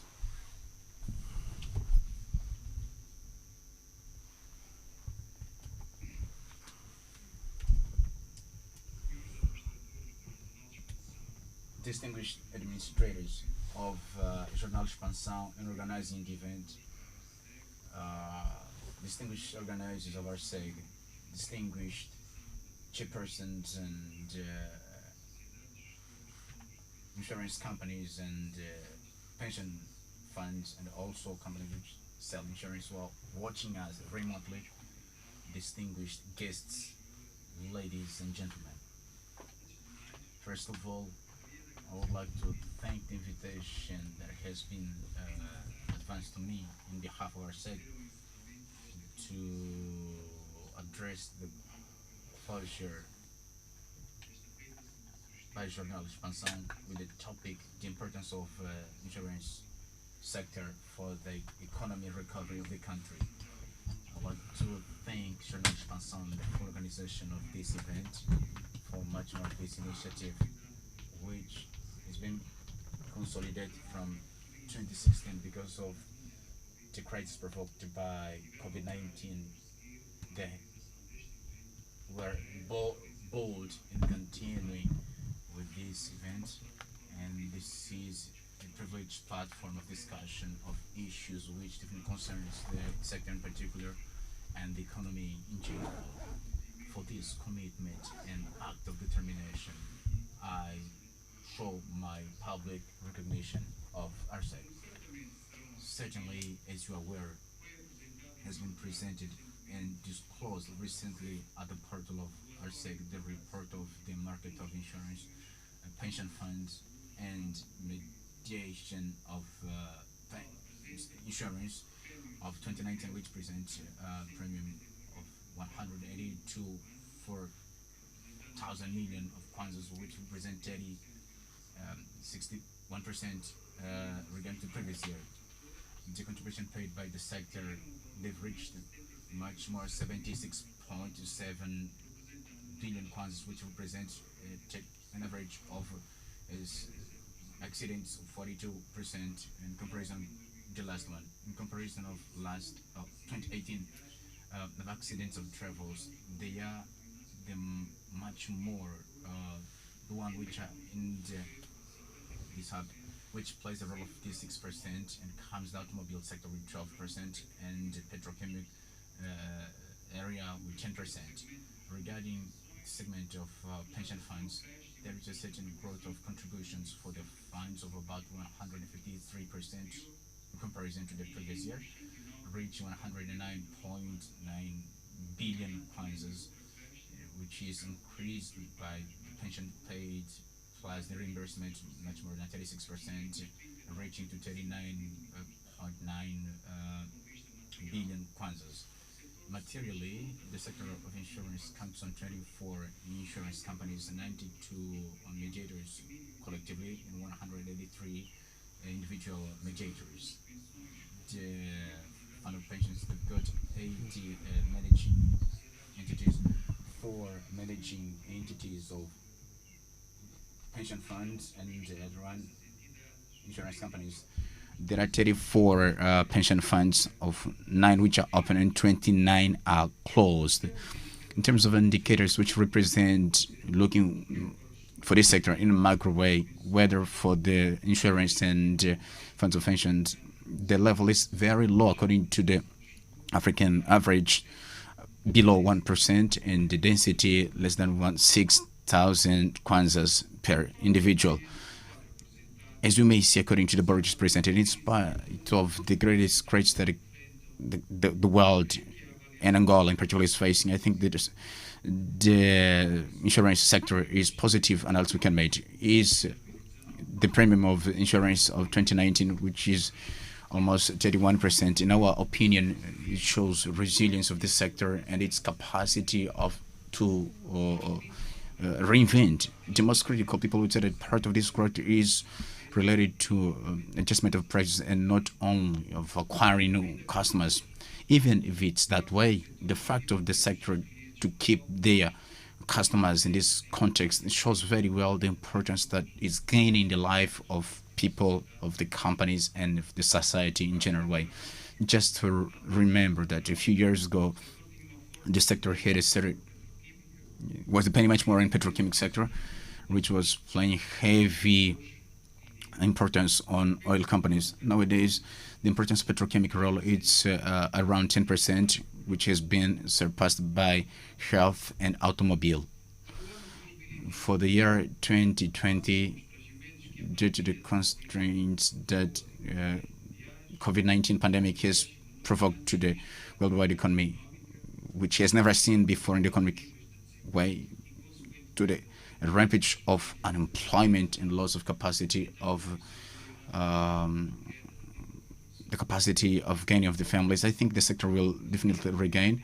As I said in the past, the sector has got in a resilient manner, trying to find ways of reducing the negative impact of the current impact, for instance, making it much more efficient in terms of its business operation activities, invest in technological means, and the resolution of accident problems via online, and also pension fund resolution issues. It brings this, they believe in the capacity of our market and the commitment of our operators. Ladies and gentlemen, I think we are all like-minded. Only strong insurance sector, very well supervised, will be able to support the recovery of the economic sector of the country, providing the necessary protection to safeguard families and the companies.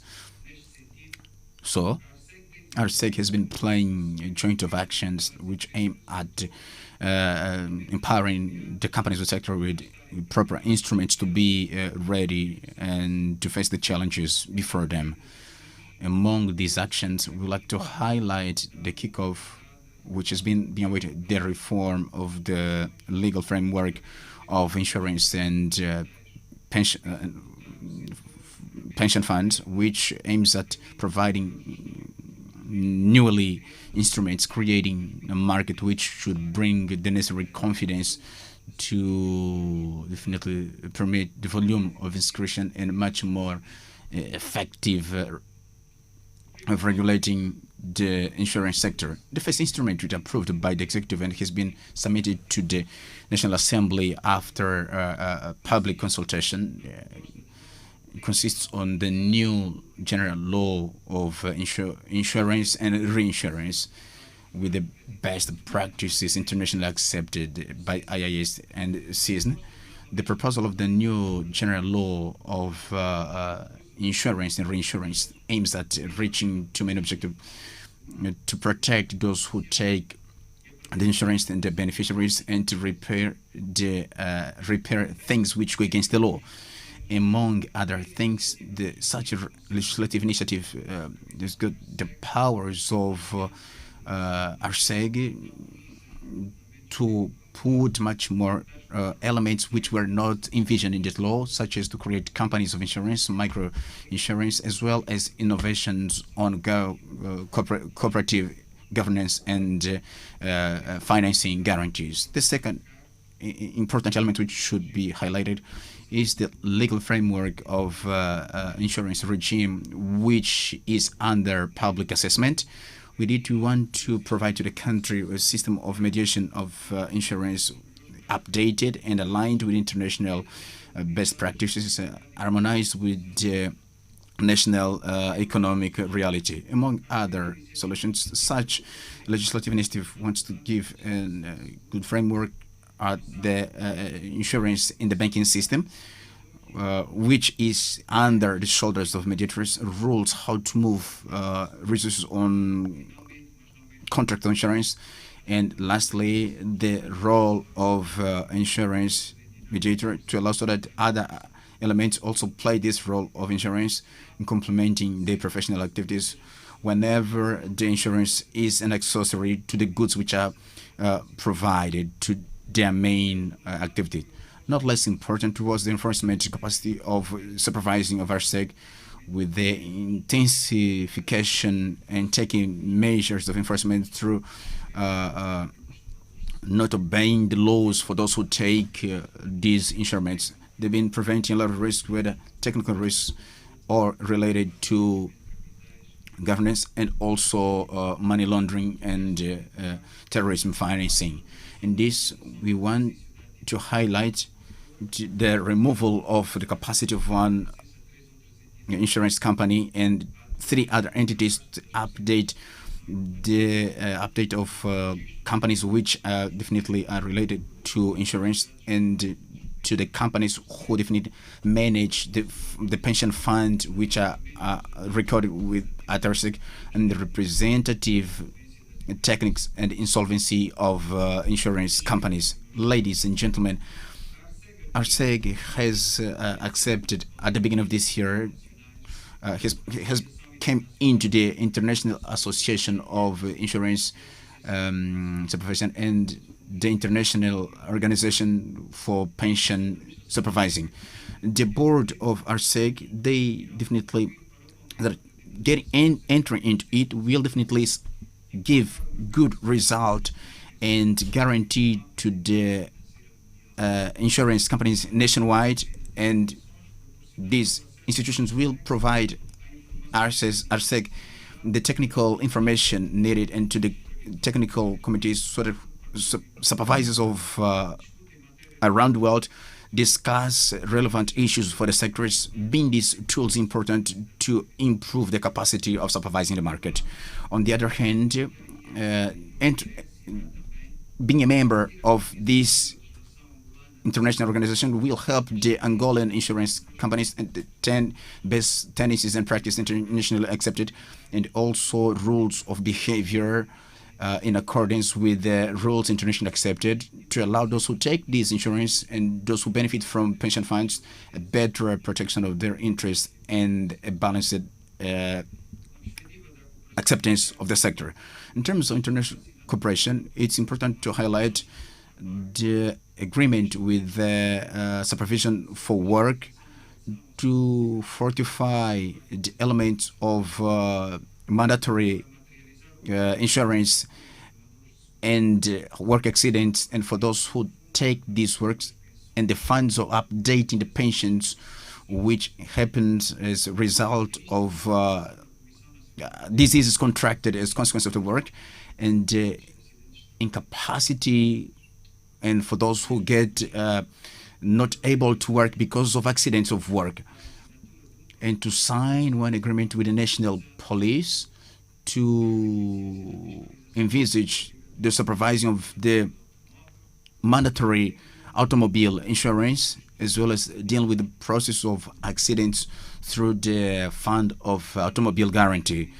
Talking about the initiatives of local initiatives, ARSEG, together with the Ministry of Finance and Tax Authority, and they work together with ASAM in trying to find solutions which may lead us to a fiscal differentiated work for the pension funds and for the products of insurance. In this case, and another one, the taxation is much more to the saving and not to the income. That's why it's important to have a differentiated taxation process to make much more dynamic this kind of instruments. Linked to the calculations to be paid at ARSEG through its income, the total of the contribution paid by those who are members, in spite of the global fund of the funds, will allow these entities to have much more resources to invest and make them profitable. Regarding to the financing literacy, the numbers show a range of penetration very low. There is a long road to move to increase the capacity of using insurance in countries and the levels of closeness between the regulators and the market.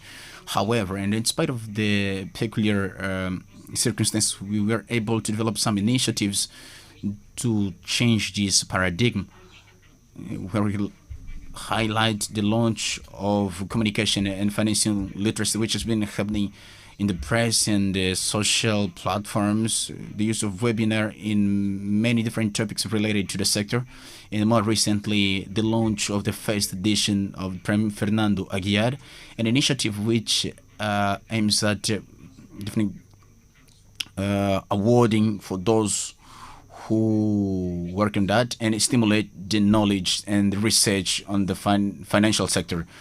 We would like to address two public issues. First one, we would like to address a word of thanks to many higher education institutions nationwide who immediately have embraced this project and very recently been submitting to the judges many research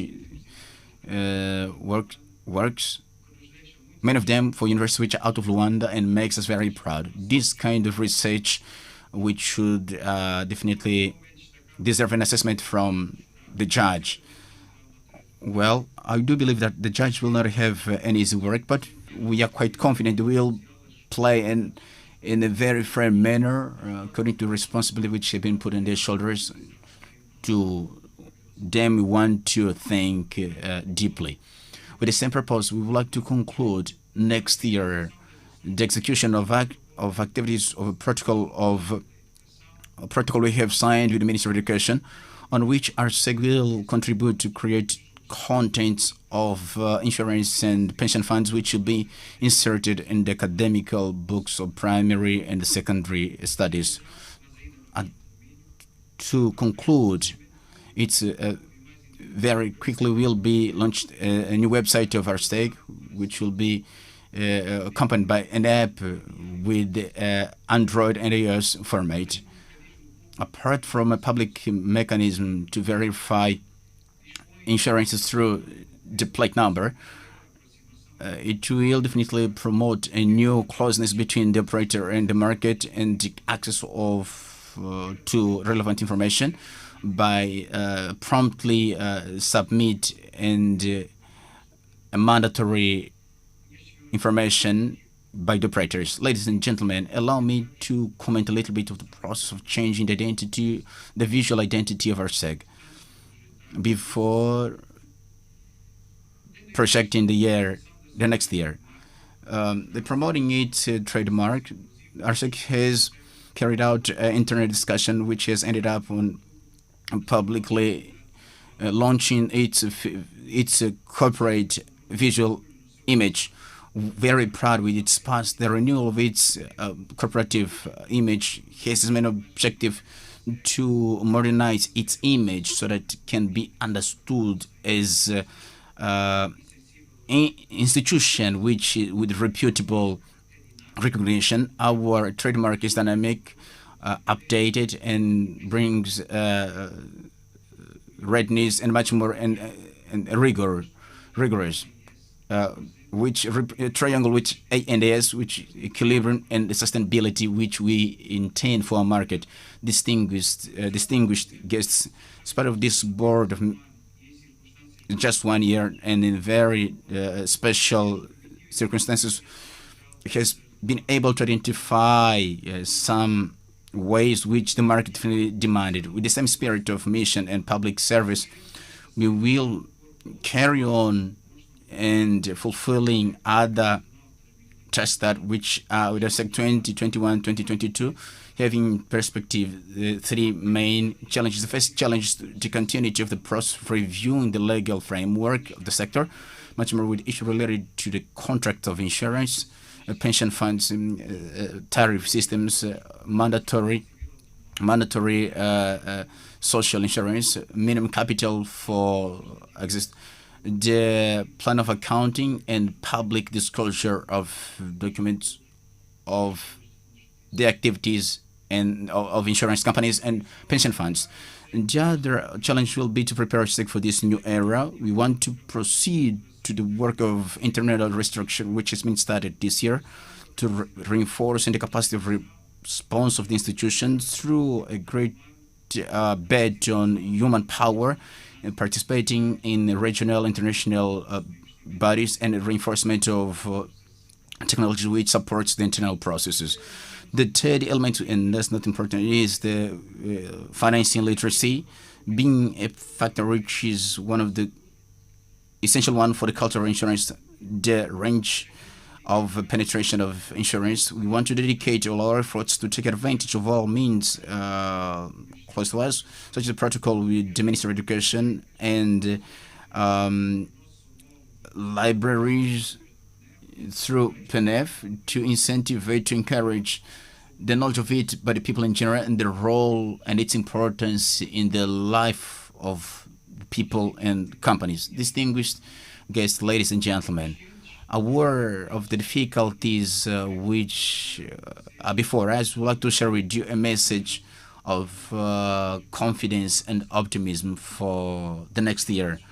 The challenges of the advances on production of vaccine for COVID-19 and the restriction the countries are facing gives us a certain confidence that the international economy will be recovering in 2021. It will result in much more investment and consequently to create much more employment. In Angola, the macroeconomic provision for 2021, it shows a certain stack of the GDP, seeing in comparison what has been witnessed few last years. It will be supported by non-oil GDP by 1% for the oil sector. It's expected to see a decline in its activity, its growth, negative growth of 6.2%.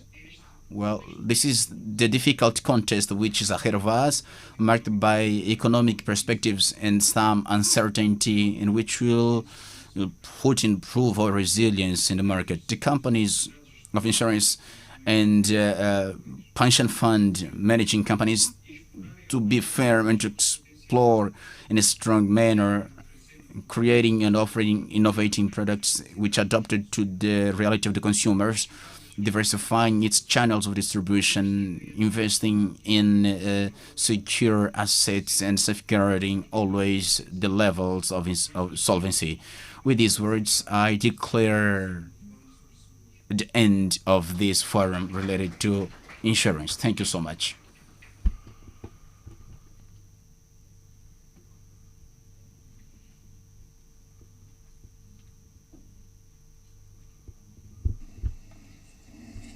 Está. Obrigado. Cuidado, cuidado, cuidado. Foste, cuidado. Well, what to do?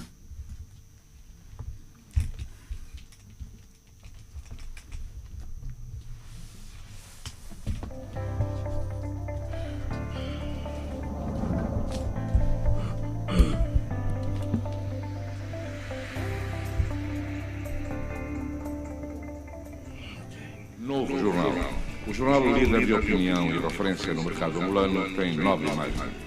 Combinando o rigor editorial com a qualidade gráfica, o novo jornal posiciona-se como um meio de informação indispensável aos profissionais dos mais diversos setores de atividade. Todas as semanas na edição impressa e diariamente em www.novojornal.co.au, esteja por dentro dos temas que marcam o mundo da política, economia, sociedade, cultura e desporto em Angola e no mundo. Novo jornal, pulsamos Angola, pensamos Angola.